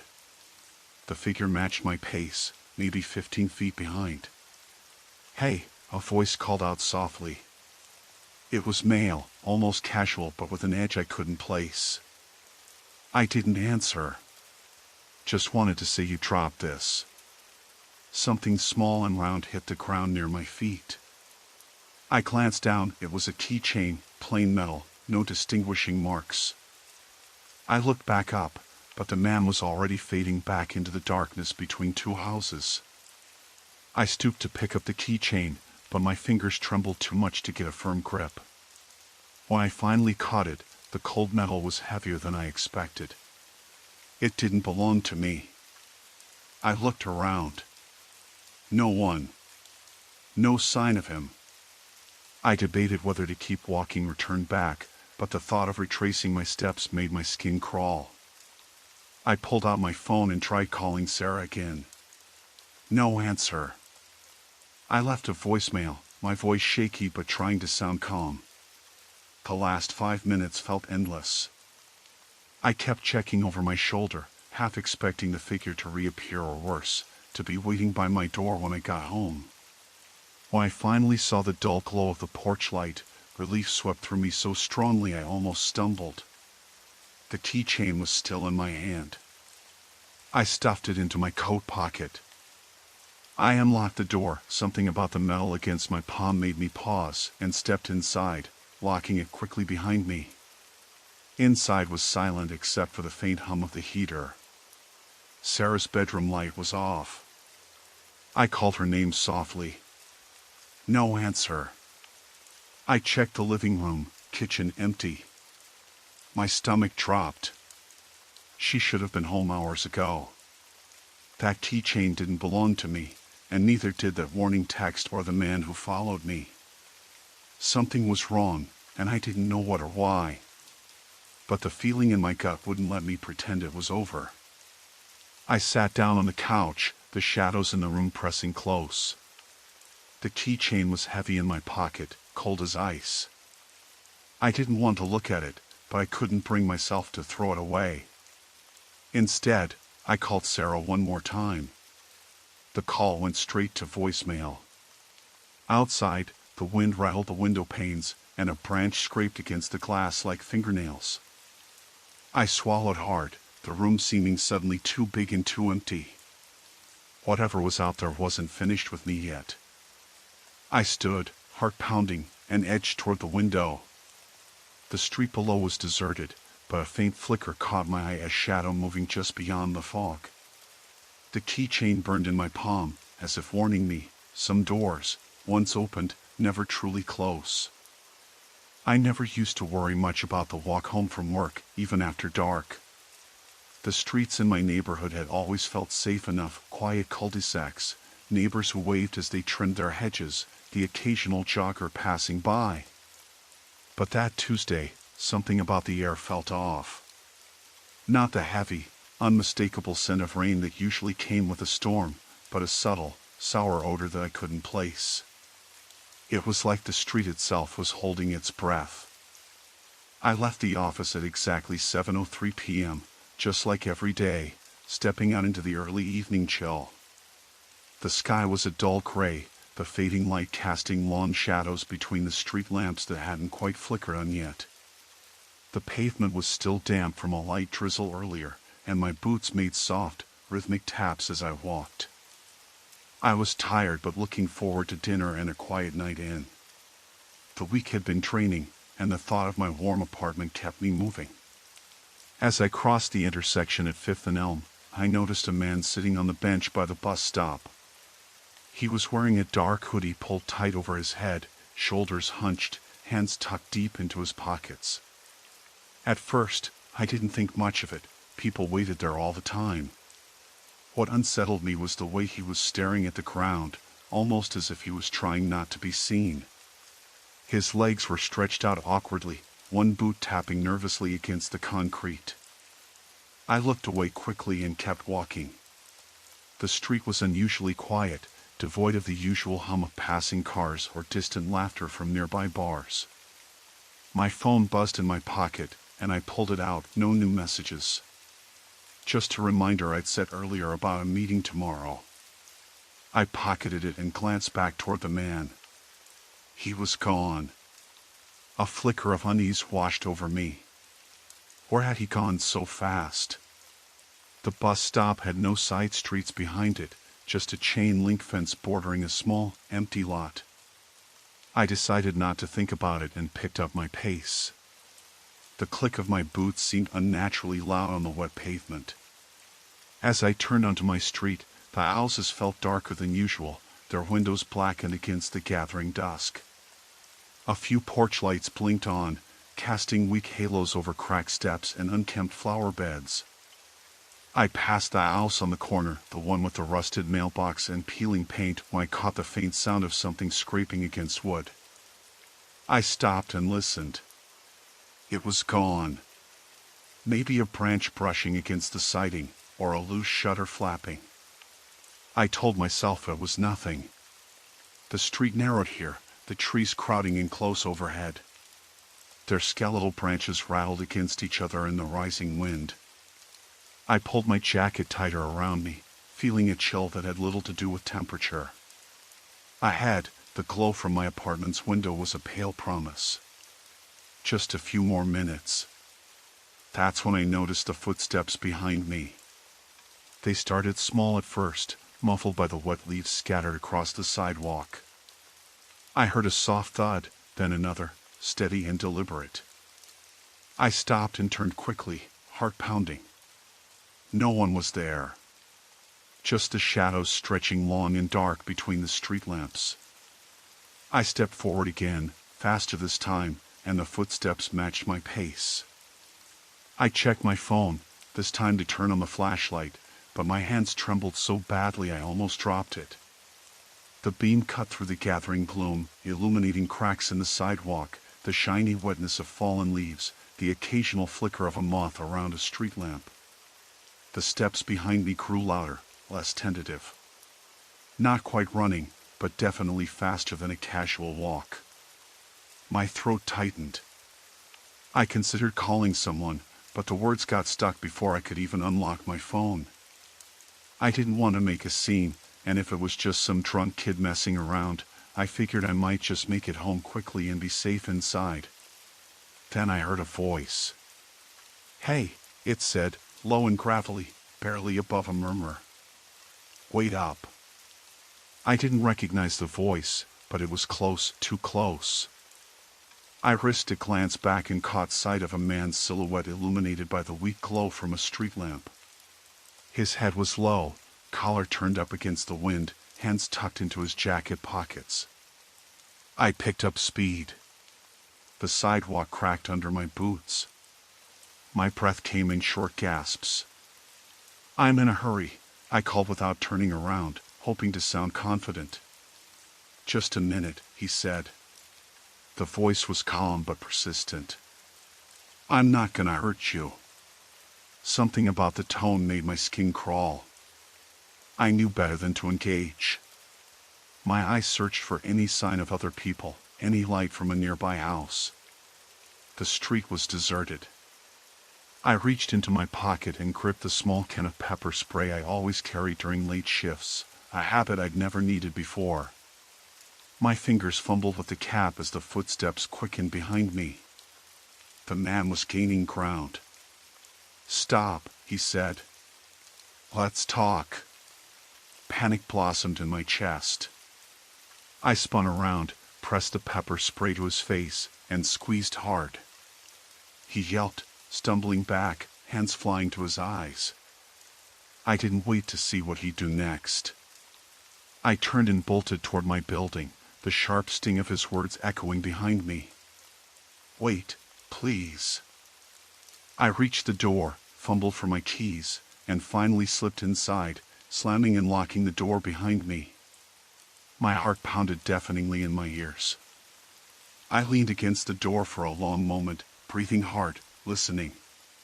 Outside, the footsteps faded into silence. I checked the peephole, no sign of him. I locked every door and window in the apartment twice over, then called my closest friend, who promised to come by in the morning. I didn't sleep well that night, every creak and groan of the building setting my nerves on edge. The next day, I found out via the neighborhood app that a man matching his description had been seen loitering around several streets, apparently asking strangers for directions or favors. No one had reported anything more threatening until I did. That incident changed something in me. The walk I once took without thought now felt like a gauntlet. My safe streets weren't so safe anymore. I started varying my route, looking over my shoulder more often than I cared to admit. The man hadn't come back, and maybe he never would. But I couldn't shake the feeling that it was only the beginning. The bus had been late, again. I remember that because I checked my watch 3 times in the 20 minutes I waited at the stop near the old mill road. It was already dark by the time I got on, the streetlights flickering unevenly, casting overlapping pools of orange that barely cut through the cold mist settling over the neighborhood. Usually, the ride home from the city took about 20 minutes, but tonight, the bus crawled. Every few blocks it paused, and I noticed a man sitting a couple of rows behind me, his face half hidden under the bill of a baseball cap, even though it was dark enough not to need one. I tried not to look at him, but I caught glimpses of those eyes every time the bus jolted or took a sharp turn. There was something off about the way he stared, too steady, too patient. I shifted my bag closer to my side, feeling the weight of the laptop inside.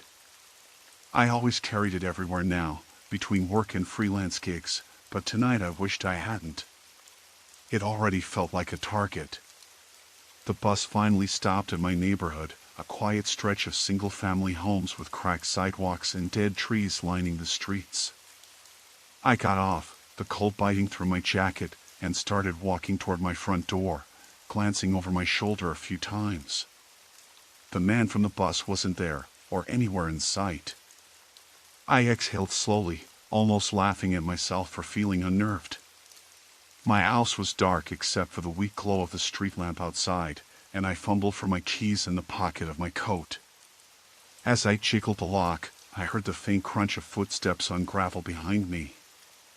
I froze, heart pounding. The footsteps stopped as abruptly as they had come. I dared to look back. No one. Just the empty street, shadows pooling like ink around the parked cars. Inside, I locked the door and double-checked the deadbolt. The silence was suffocating. Usually, my dog, Max, would greet me at the door, but he was at my parents' house for the week. The quiet made the house feel too big, too hollow. I flipped on the living room light, the harsh fluorescent bulb buzzing overhead. I wanted to tell myself I was just tired, that the unease was a trick of the mind after a long day. I scrolled through my phone, trying to distract myself, but the battery was almost dead. I plugged it into the charger in the kitchen and poured myself a glass of water, the clink of the ice cubes unnervingly loud. As I stood there, I caught movement out of the corner of my eye, the reflection in the kitchen window. A silhouette, someone standing just beyond the edge of the porch light's reach. My breath hitched, and my hand trembled as I grabbed a knife from the counter. I edged toward the door, peering out through the peephole. Nothing. The porch was empty except for the damp leaves swirling in the wind. I told myself it was probably just a neighbor walking their dog or a kid out late, but the silence told me otherwise. I called my neighbor, Mrs. Carter, the elderly woman who lived a few houses down. Her phone rang once, twice, then straight to voicemail. I left a message, my voice quieter than I expected. "Hi, it's me. Just wanted to check in. If you're out, no worries." The line went dead, and I was alone again with the darkness. I moved to the window in the living room, but the curtains were thin, and I saw nothing. The street was deserted. I locked the windows, dragging the curtains closed, then turned off every light except a small lamp in the corner. The shadows felt less like shadows then, more like waiting things. I tried to call my sister, but the call didn't connect. The phone buzzed with the message that the number was unreachable. I bit my lip, fighting the rising panic in my chest. What if something was wrong? What if the man from the bus had followed me here? Suddenly, there was a soft tapping at the front window. My heart slammed against my ribs as I moved toward it, every step heavier than the last.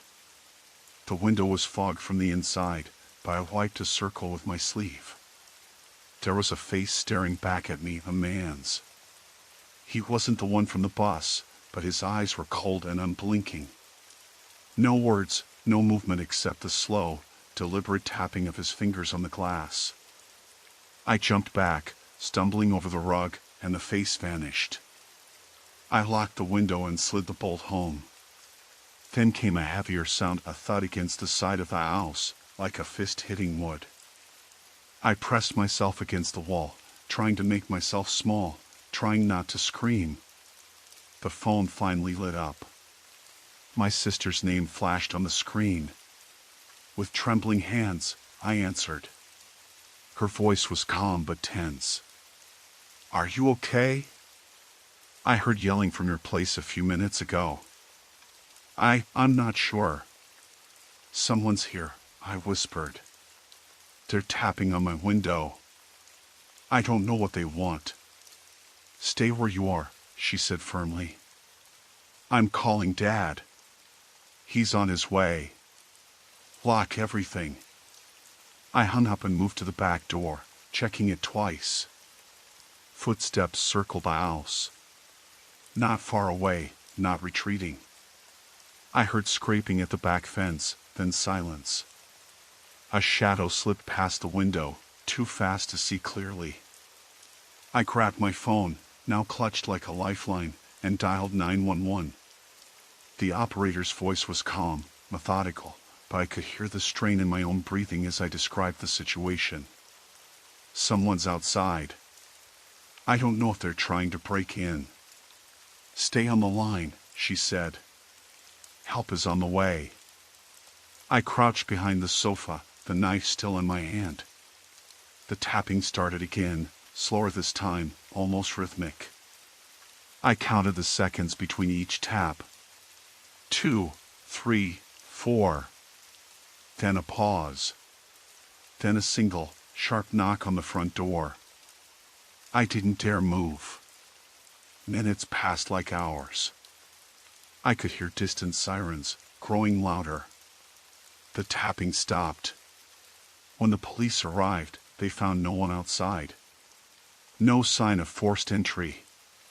just the faint footprints in the damp grass and the broken branches by the fence. I told them everything: the man on the bus, the face in the window, the tapping and the knocking.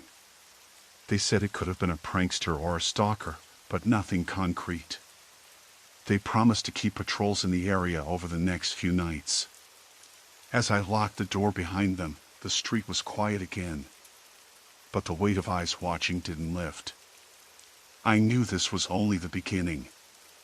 The wind was sharper than I expected that late in September, and the street lights along Maple Avenue flickered as if struggling to stay on. I was walking home from the diner where I'd worked the night shift, my jacket pulled tight around me despite the mild temperature. The air smelled faintly of rain, and the pavement was slick from an earlier shower. It should have been a quiet, uneventful walk, just 7 blocks from work to my apartment, the kind of familiar route I'd taken hundreds of times before. But that night, the shadows felt heavier, and the silence seemed unnatural. I glanced over my shoulder again. Nothing there but the empty street, though the streetlight just behind me suddenly blinked out, plunging that section of sidewalk into darkness. I quickened my pace, heels tapping unevenly on the wet concrete. The diner's neon sign was still glowing faintly in the distance, a sliver of red amidst the dull yellow glow of the street lamps. I was close now, almost home. On the corner ahead, a man sat on a bench under a flickering streetlight. He was hunched over, dressed in a dark hoodie with the hood pulled low over his face. I couldn't make out his features, but something about the way he sat, it wasn't just slouched or tired, it was deliberate, like he was waiting for something or someone. Usually, that bench was empty at this hour. My stomach tightened. I considered crossing the street, but the intersection was just a few feet ahead, and I worried that would make me look paranoid, like I was afraid to walk past him. I decided to keep going, but slowed a little, partly to keep calm, partly to keep him in view. If he was dangerous, I wanted to be sure I knew what I was dealing with. As I passed, the man didn't look up. I heard the scrape of his shoe against the concrete when he pushed off the bench. I started walking faster. Then I heard the faint shuffle of footsteps behind me. I didn't dare turn around. I tried not to breathe too loudly, but my heartbeat sounded like a drum in my ears. My steps quickened, careful not to break into a run because I didn't want to make a scene or draw too much attention. The street emptied out beyond the corner, and I told myself that if he was following me, he would have made his move already. Maybe it was just my imagination. But the footsteps stayed. Steady, measured. Not too close, but definitely behind me. I risked a glance over my shoulder. The man had the hood still up, and now I could see his face was pale, eyes sharp and scanning. He didn't look like someone who was lost or drunk. There was something cold and unblinking about him. I crossed to the other side of the street, dodging a low-hanging branch from a tree, and quickened my pace. He followed. My mind raced through possibilities. Call out for help? Yell? Run? I was too far from any neighbors, and the street was deserted. My phone was in my pocket, but my fingers felt clumsy trying to pull it out. I didn't want to look vulnerable, but I needed to do something. At the next intersection, I spotted a convenience store open all night, its harsh fluorescent lights spilling onto the sidewalk. I headed straight for it, hoping the man would stop or that someone inside would notice if I rushed in. I pushed through the glass door, the bell jingling above me. Inside, a tired-looking clerk stared at me over the counter, blinking as if waking from a nap. "Can I help you?" he asked. I tried to sound casual, but my voice cracked. "Yeah, just wanted to use the phone," I lied, though my phone was already in my hand. I glanced through the window toward the street. The man was still outside, standing by the curb, watching the store. His posture was rigid, and he seemed to be scanning every exit and entrance. "I think someone's following me," I whispered to the clerk, trying to keep my voice low. He frowned but didn't get up.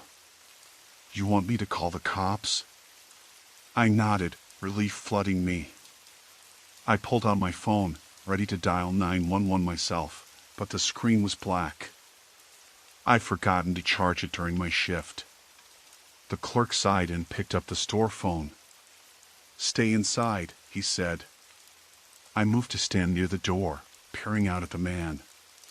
He hadn't moved. Then, almost imperceptibly, he raised his head and looked directly through the glass at me. Our eyes met. There was no smile. No expression at all, really. Just cold calculation. He took a slow step back, melting into the shadows of the alley beside the convenience store. The clerk handed me his phone, the line already open. I gave the address and a description, my hands trembling. "Stay here," he said firmly. I nodded, biting my lip. The store felt too small and too exposed, but it was better than the empty street. After what felt like hours but was probably only minutes, a police cruiser pulled up. 2 officers stepped inside, their faces serious but professional. They took my statement and promised to look for the man. I watched from the window as they swept the nearby streets and alleys. But the man was gone. I wanted to believe it was over. I wanted to convince myself that the man had just been a loner, a strange figure who meant no harm. But the way he had watched me, like he was waiting for me to be alone and vulnerable, settled into my bones. When the officers left, I thanked the clerk and stepped out into the cool night air. The street seemed quieter now, the wind less urgent. But I didn't breathe deeply. I kept my jacket collar up and my phone pressed against my palm. My steps were quick and deliberate as I walked the last 3 blocks home. Behind me, somewhere in the darkness, I knew he was still out there. Watching. Waiting. And next time, I wasn't sure I'd be so lucky. Story 6, Vanished Hours, The Forgotten Abyss. I finished my shift at the diner a little after midnight, the usual slow trickle of late-night customers tapering off about half an hour earlier than usual. It was the kind of night that felt like it had already given up. The neon open sign buzzed faintly above the door as I locked up behind me, the cold air outside biting through my thin jacket. The parking lot was mostly empty, save for a battered silver sedan in the far corner where I had left my car. I made my way over, the gravel crunching underfoot sounding sharper in the quiet night. The streetlights flickered inconsistently, some sputtering out entirely while others cast weak halos over the cracked pavement. I kept my keys in my hand, thumb running over the cool metal, a habit I'd picked up from watching late-night crime shows. I hadn't expected to need it tonight. I slid into the driver's seat and instantly missed the warmth inside the diner. The heater in my car took a long while to warm up, so I sat there a moment, breathing deeply, trying to shake the chill from my limbs. I glanced out the window toward the main road. It was deserted, but I noticed a figure standing near the edge of the sidewalk, a man in a dark hoodie. His posture was relaxed, but he was staring straight at me. I blinked and looked again, but he was still there. I thought maybe it was a trick of the light or that I was just tired, but the fact that he hadn't moved made the air in the car feel thicker. My heart rate ticked upward, but I told myself it was nothing. Probably just someone waiting for a ride, or maybe a jogger who stopped to catch their breath. I unlocked the door swiftly and stepped out, the cold immediately wrapping around me again. The man didn't turn, didn't even glance away, which made my skin crawl. I kept my eyes on him as I walked briskly to the edge of the parking lot. "Hey," I said, voice firmer than I felt, "do you need something?" No response. Just silence and the faint hum of the streetlights. I tried to see his face in the dim light, but the hood cast a shadow over any features. I took a step closer, fingers tightening around my keys, ready to jab if I needed to. Without warning, he started walking toward the road, then suddenly veered off onto the path leading into the small woods behind the diner. I hesitated, unsure why I cared so much, then decided to get in my car and lock the doors. The man was gone when I looked again, swallowed by the darkened trees lining the edge of the parking lot. The drive home was about 20 minutes and mostly uneventful. The roads were empty, the rhythm of the windshield wipers against a light drizzle the only soundtrack. But I couldn't shake the feeling that someone was watching me. I kept checking the rearview mirror, paranoid about headlights I didn't see, shadows that shouldn't have been there. When I pulled into my driveway, I noticed a car parked across the street. It was an older model sedan, dark blue, with faded paint and windows too tinted to see inside. I wasn't expecting visitors at this hour, and there were no houses directly behind me or across the street, just an abandoned lot, fenced off and overgrown. The car's engine was off, but the headlights flickered once and then stayed dark. I unlocked my door quickly and slipped inside, locking it behind me. As I sat there, my hands gripping the steering wheel, I noticed something on the passenger seat, a small piece of folded paper. I hadn't put it there. My breath caught. I looked around again, no sign of the dark blue car. I was sure I hadn't seen it leave, but now it was gone. My fingers trembled as I unfolded the note. It was blank. No words, no drawings, no marks, just a plain piece of white paper. I stared at it for a long moment, then tossed it onto the floorboard. My brain raced trying to make sense of it. Was it a prank? Someone trying to scare me? Or something worse? I tried to settle my nerves, telling myself to call a friend, maybe the police, but the thought of explaining a blank note and a strange car felt ridiculous. I wanted to believe it was a coincidence, just a weird coincidence, but the hairs on my arms stood on end. I locked all the doors and windows, pulled the blinds tight, and sat in the darkness of my living room, listening for any sound beyond the usual hum of the fridge. Hours passed. No footsteps outside. No headlights. No notes left on my doorstep. I started to relax, too exhausted to stay alert. Then, just as I was about to drift off, my phone buzzed. A new message from an unknown number. Did you get it? I didn't answer. I didn't know what it was. The room seemed colder, the shadows longer. The dread I thought I had shaken settled back in, heavier this time. I stared at the screen, the soft glow illuminating my anxious face, knowing this was far from over. My fingers hovered over the keyboard, heart hammering. Could I trust this unknown sender? The room seemed to close in, the walls whispered secrets I didn't want to hear. Then the screen buzzed again. Another message, check under the floorboard. My breath hitched. I hadn't moved since the first text. But curiosity, or maybe fear, drove me to the corner where the loose plank waited, hiding whatever nightmare was about to surface. The night had settled deep when I finally left the diner, the bell over the door tinkling faintly behind me as I stepped into the chill air. It was just past midnight, and the parking lot was nearly empty except for a couple of cars huddled under the weak glow of the street lamps. The diner's fluorescent sign buzzed softly, flickering in the darkness. I tucked my coat tighter around me, the wind carrying a sharp, damp smell that settled in my lungs. I was heading back to my apartment, a modest place a few blocks down on a quiet street lined with aging townhouses. It was the kind of neighborhood that still had porch lights on in the late hours but felt empty enough after dark to keep you on edge. I quickened my pace, the heels of my boots clicking against the cracked pavement, echoing in the stillness. At first, I didn't notice anything unusual. The street was empty. No late-night joggers or wandering teenagers, just the occasional rustle of leaves caught in a stubborn breeze. But then, halfway between the diner and my building, I caught sight of a figure standing under one of the street lamps, motionless.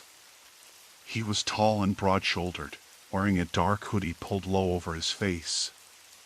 The light didn't quite reach him, casting long shadows that swallowed his features. I felt a flicker of unease but told myself it was probably just someone waiting for a ride or on a smoke break. The neighborhood was quiet, but not dangerous. Not usually. I kept walking, but my footsteps slowed, and I found myself glancing back every few seconds. The figure hadn't moved. If anything, he seemed to be watching me. A knot tightened in my stomach. I reached into my pocket, fingers brushing the small pepper spray canister I carried, a habit I picked up after a few minor run-ins with drunks on late shifts. My pace quickened again, heart thudding in my chest. The street lamp buzzed overhead, the light flickering erratically as if it were struggling against the darkness itself. The man's shadow stretched long and thin behind him. I focused on the cracked sidewalk, pretending I didn't feel the weight of his gaze. When I was just a few steps away, the man took a slow step forward. That was all it took to break my resolve. I broke into a jog, the sound of my boots pounding the pavement loud in my ears, and my breath coming in quick, shallow gasps. I didn't dare look back again until I reached the safety of the porch steps leading up to my apartment. I fumbled for my keys, hands trembling as I jiggled the lock. The door swung open, and I slipped inside, slamming it shut behind me and locking it twice. The silence inside was immediate, thick with a heavy, unnatural stillness. I leaned against the door, chest heaving, the heat of adrenaline prickling my skin. I checked the peephole. The street was empty. No sign of a man. No shadow lurking in the pools of light. I told myself it was just a coincidence, maybe someone on a late walk, someone waiting for a friend. But the feeling didn't fade. Instead, it settled deeper, a gnawing sense of vulnerability. I moved to the window facing the street and peered out through the blinds. The street lamp was dim, flickering. The man had disappeared. But maybe he hadn't gone far. I closed the blinds and backed away from the window, the hairs on my neck standing on end. I checked the locks on the back door and the windows, double-checked the chain on the front door. The apartment felt too exposed, too fragile. I sat on the edge of the couch, trying to calm my racing thoughts. The phone on the coffee table buzzed with a message. It was from my friend Emma, asking if I wanted to grab coffee tomorrow afternoon. I typed a quick yes, fingers still shaky. Then I heard it, a faint tapping, like nails against glass. My eyes snapped to the living room window. It was the one facing the alley, a narrow, shadowed space between my building and the neighbors. I didn't hear any footsteps outside, just the tapping, slow and deliberate. I stood abruptly, heart hammering, and crossed the room. Peering through the curtain, I saw nothing but darkness. The alley was empty, save for the trash bin shoved to the side and a stray plastic bag caught in the wind, fluttering like a ghost. I laughed nervously and shook my head. It was probably just the wind. Maybe a squirrel or a bird. But the tapping came again, 3 soft, deliberate knocks. I backed away from the window, my mind racing. I checked the chain lock again and made sure the windows were fully shut. The apartment suddenly felt claustrophobic, the walls closing in. I tried to ignore the sound, but it was persistent. Tap. Tap. Tap. Like a slow, steady heartbeat that refused to stop. I grabbed my phone and dialed Emma. "Hey, sorry to call so late, but can you stay on the line with me?" "I'm feeling a little weird," I said, my voice barely above a whisper. "Of course," she replied immediately, her tone calm and steady. "What's going on?" I explained about the man on the street and the tapping at the window. Emma told me to call the police if I felt threatened, but I hesitated. I wasn't sure if I was overreacting, if maybe I was just tired and jumpy from the late shift. The tapping stopped after a few minutes, and I told Emma I was going to try to sleep. She promised to check in the morning. I shut off the lights and climbed into bed, but sleep didn't come. The room felt cold, too quiet. Every creak in the building, every distant car horn, set my nerves on edge. Then, just as I was finally drifting off, I heard a faint scratching at the front door. Not knocking. Scratching. Like nails or maybe something sharp being dragged slowly across the wood. I froze, breath caught in my throat, listening as the sound stopped abruptly. I didn't move until the first light of dawn crept through the blinds. When I finally summoned the courage to look, there were small, shallow scratches on the door frame, just beneath the peephole. Nothing else. No footprints in the thin layer of dust on the floor. No sign of forced entry. I don't know who it was or why they were there, but the message was clear. Someone had been outside, watching, waiting. And they weren't done yet. I sat on the edge of the bed, heart pounding, wondering how long it would be before they came back. I told myself it was just the late shift catching up with me. The hospital's corridors, always sterile and humming with fluorescent light, started to blur into one long, endless gray tunnel by 3 a.m. Maybe it was exhaustion, or the lingering dry cough I'd been ignoring for days, but the shadows in the break room looked longer than usual and every passing footstep felt a little too slow, too deliberate. I stood by the vending machines, flipping a $20 bill between my fingers, trying to shake off the tiredness, when a sound made me freeze. It was quiet, almost imperceptible, but unmistakably there, a faint tapping, like nails lightly knocking against glass, coming from the window next to the snack aisle. The window faced the parking lot, which was nearly empty at this hour, littered with cars half covered in frost. I glanced up, heart rate spiking. Nothing was there. Maybe a branch scraping in the wind, or a plastic bag caught on the fence outside. I told myself not to be paranoid and grabbed a bottle of water. The tapping came again. This time, I was sure of it.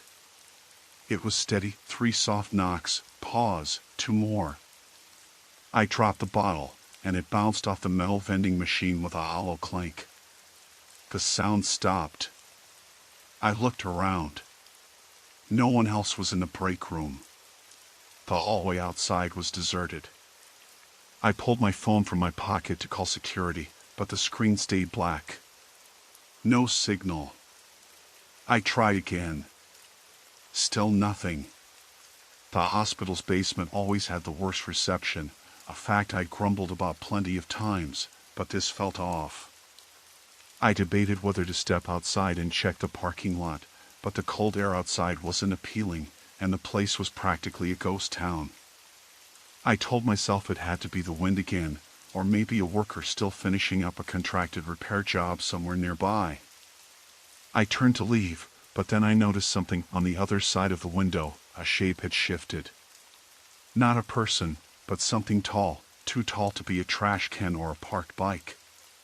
For a split second, I thought I saw a figure crouching down, like someone trying to hide in the shadows. My breath hitched. The fluorescent lights hummed overhead, and I could hear the distant beeping of monitors and the soft thuds of distant footsteps echoing through the empty halls. I stepped back from the glass slowly, heart pounding. A knot tightened in my stomach, one that had nothing to do with the late-night caffeine crash I'd been fighting. I pulled out my ID badge and pressed the red emergency button on the wall next to the door. It emitted a high-pitched beep that felt far too loud in the dead silence. No one answered. The tapping started again, this time louder, almost frantic. I felt like an animal caught in a trap, eyes darting around the room, looking for an escape. The emergency exit door was next to me, but it was locked. I knew that for sure. Every door in the hospital service areas had to be secured after dark, no exceptions.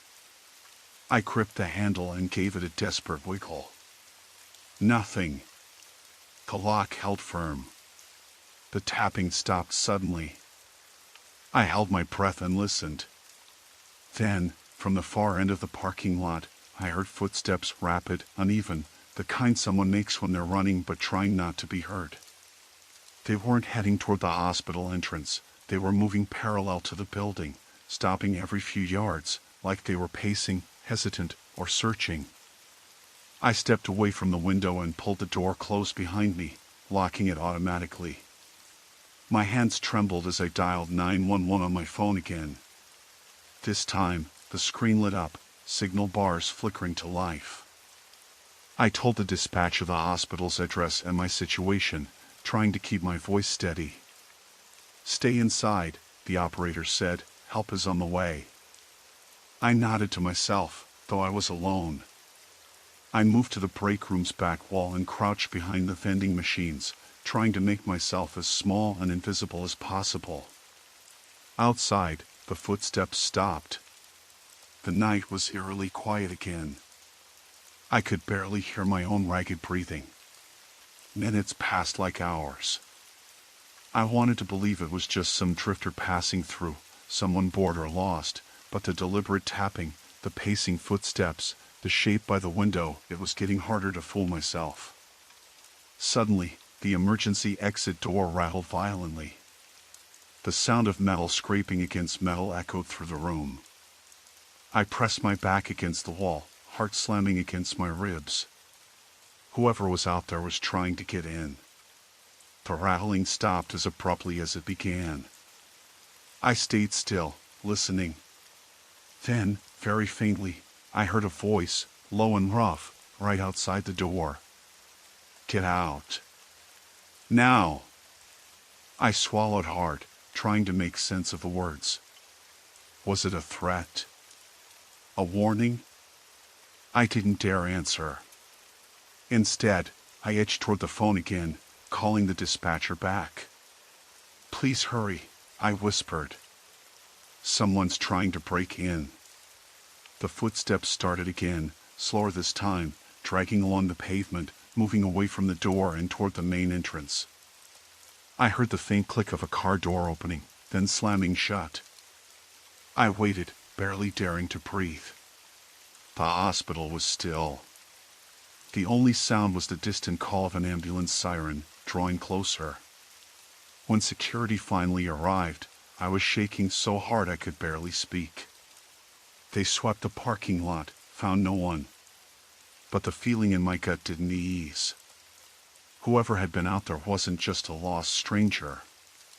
They knew I worked here. They'd been watching. As the dawn light crept through the windows, I realized this night had changed everything. The hospital felt less like a place of safety and more like a cage. And I wasn't sure how long I could hold on. I was driving home that night, the windshield smeared with a thin film of dirt and rain. The streetlights flickered overhead as I navigated the uneven road out of the industrial park. The radio was dead, no signal, just static. I had left the office later than usual, and the empty stretch of highway ahead felt too quiet. The dashboard clock glowed 11:37, but the night seemed to stretch on forever, folding in on itself like a trap. The car's headlights caught a figure on the shoulder, a man standing still in the dark, wearing a hoodie that swallowed his face. I slowed, not sure what I was expecting, a hitchhiker, maybe, or someone stranded. But something didn't feel right. His hands were in his pockets, and his posture was rigid, almost unnatural. The rain had stopped, but the air was thick, humid, and heavy with that smell of wet asphalt and something metallic like blood or rust. I passed him without thinking, but the unease didn't go away. A mile down the road, I glanced in the rearview mirror and froze. The same figure was standing there again, only this time he was closer to the road, a few feet off the shoulder. The way he breathed in the cold night air was visible, a faint mist curling out from beneath his hood. I told myself to stay calm, to think logically. Maybe he was just walking home? But no residential areas were near this stretch. I hadn't seen another car for miles. I felt my pulse quicken, fingers tightening on the steering wheel. I tried to speed up, but the car shuddered as if it was protesting. The engine coughed, then sputtered. The headlights dimmed. I cursed under my breath, jabbing the gas pedal again. The lights flickered off entirely. Darkness swallowed me, save for the faint glint of a man now directly behind my car. His silhouette was outlined by the distant glow of a gas station across the road, empty, closed. I fumbled with the ignition, turning the key repeatedly. The engine groaned but didn't catch. That's when I heard it, a soft tapping on the driver's side window. My heart slammed in my chest. I didn't want to look, but instinct forced my eyes over. The man's eyes met mine through the glass, cold and unblinking, a look that didn't belong to a stranger just trying to get home. His hand lifted slowly, tapping again, then tracing a lazy circle on the fogged corner of the window. I locked the doors, the click a small comfort, but my breath was shallow and fast. I wished I had remembered to bring my phone. It was on the passenger seat, screen cracked, nearly dead. I reached for it but hesitated. If I unlocked the door to grab it, he might try to get in. If I called out, who would hear me out here? Then, a sound from the passenger side, another tap, followed by the scrape of nails on the metal door. My mind spun, imagining the worst. 2 people? How many had been standing there all along? I scanned the dark woods lining the highway but saw nothing. The man stepped back suddenly, vanishing into the shadows. I held my breath, listening for any other sounds, but all I heard was the steady drip of rain from the leaves above. The engine turned over, struggling, then roared back to life. I didn't hesitate this time. I slammed the gear into drive and peeled away from the spot, tires skidding slightly on the wet pavement. My headlights swept the roadside, but nothing followed. Still, I couldn't shake the feeling that the man was watching from the darkness, waiting for me to slow down. I drove straight to the nearest gas station, the one I'd seen earlier. It was closed, lights off, but at least it was familiar ground. I locked the car and sat for a long time, eyes darting between the darkened building and the empty road. The hum of distant traffic was a welcome noise, a reminder that I wasn't completely alone. I didn't call anyone that night. I just kept the doors locked and waited until dawn, when the road was busy again with morning commuters. Whatever that man wanted, whatever he was, I wasn't ready to find out. Not yet. Morning came hesitantly, gray and hesitant, like the world was still holding its breath. I kept the car locked until the first few headlights passed, then eased the doors open and stepped out. The cold air bit into my skin, but it was relief, not pain. I glanced back at the dark building, its windows opaque and uninviting. That shadow was still there, waiting. Or maybe it had never left at all. I started walking toward the diner across the street, the one now bathed in warm light and the murmur of early chatter. The bell above the door jingled softly as I entered, swallowing me into a bubble of normalcy I hadn't realized I needed. The waitress gave me a tired smile, and the smell of coffee grounded me. For a moment, the nightmare outside felt distant, like a bad dream slipping away in the light of day. But as I sat there, nursing the lukewarm cup, I couldn't shake the feeling that I was already marked.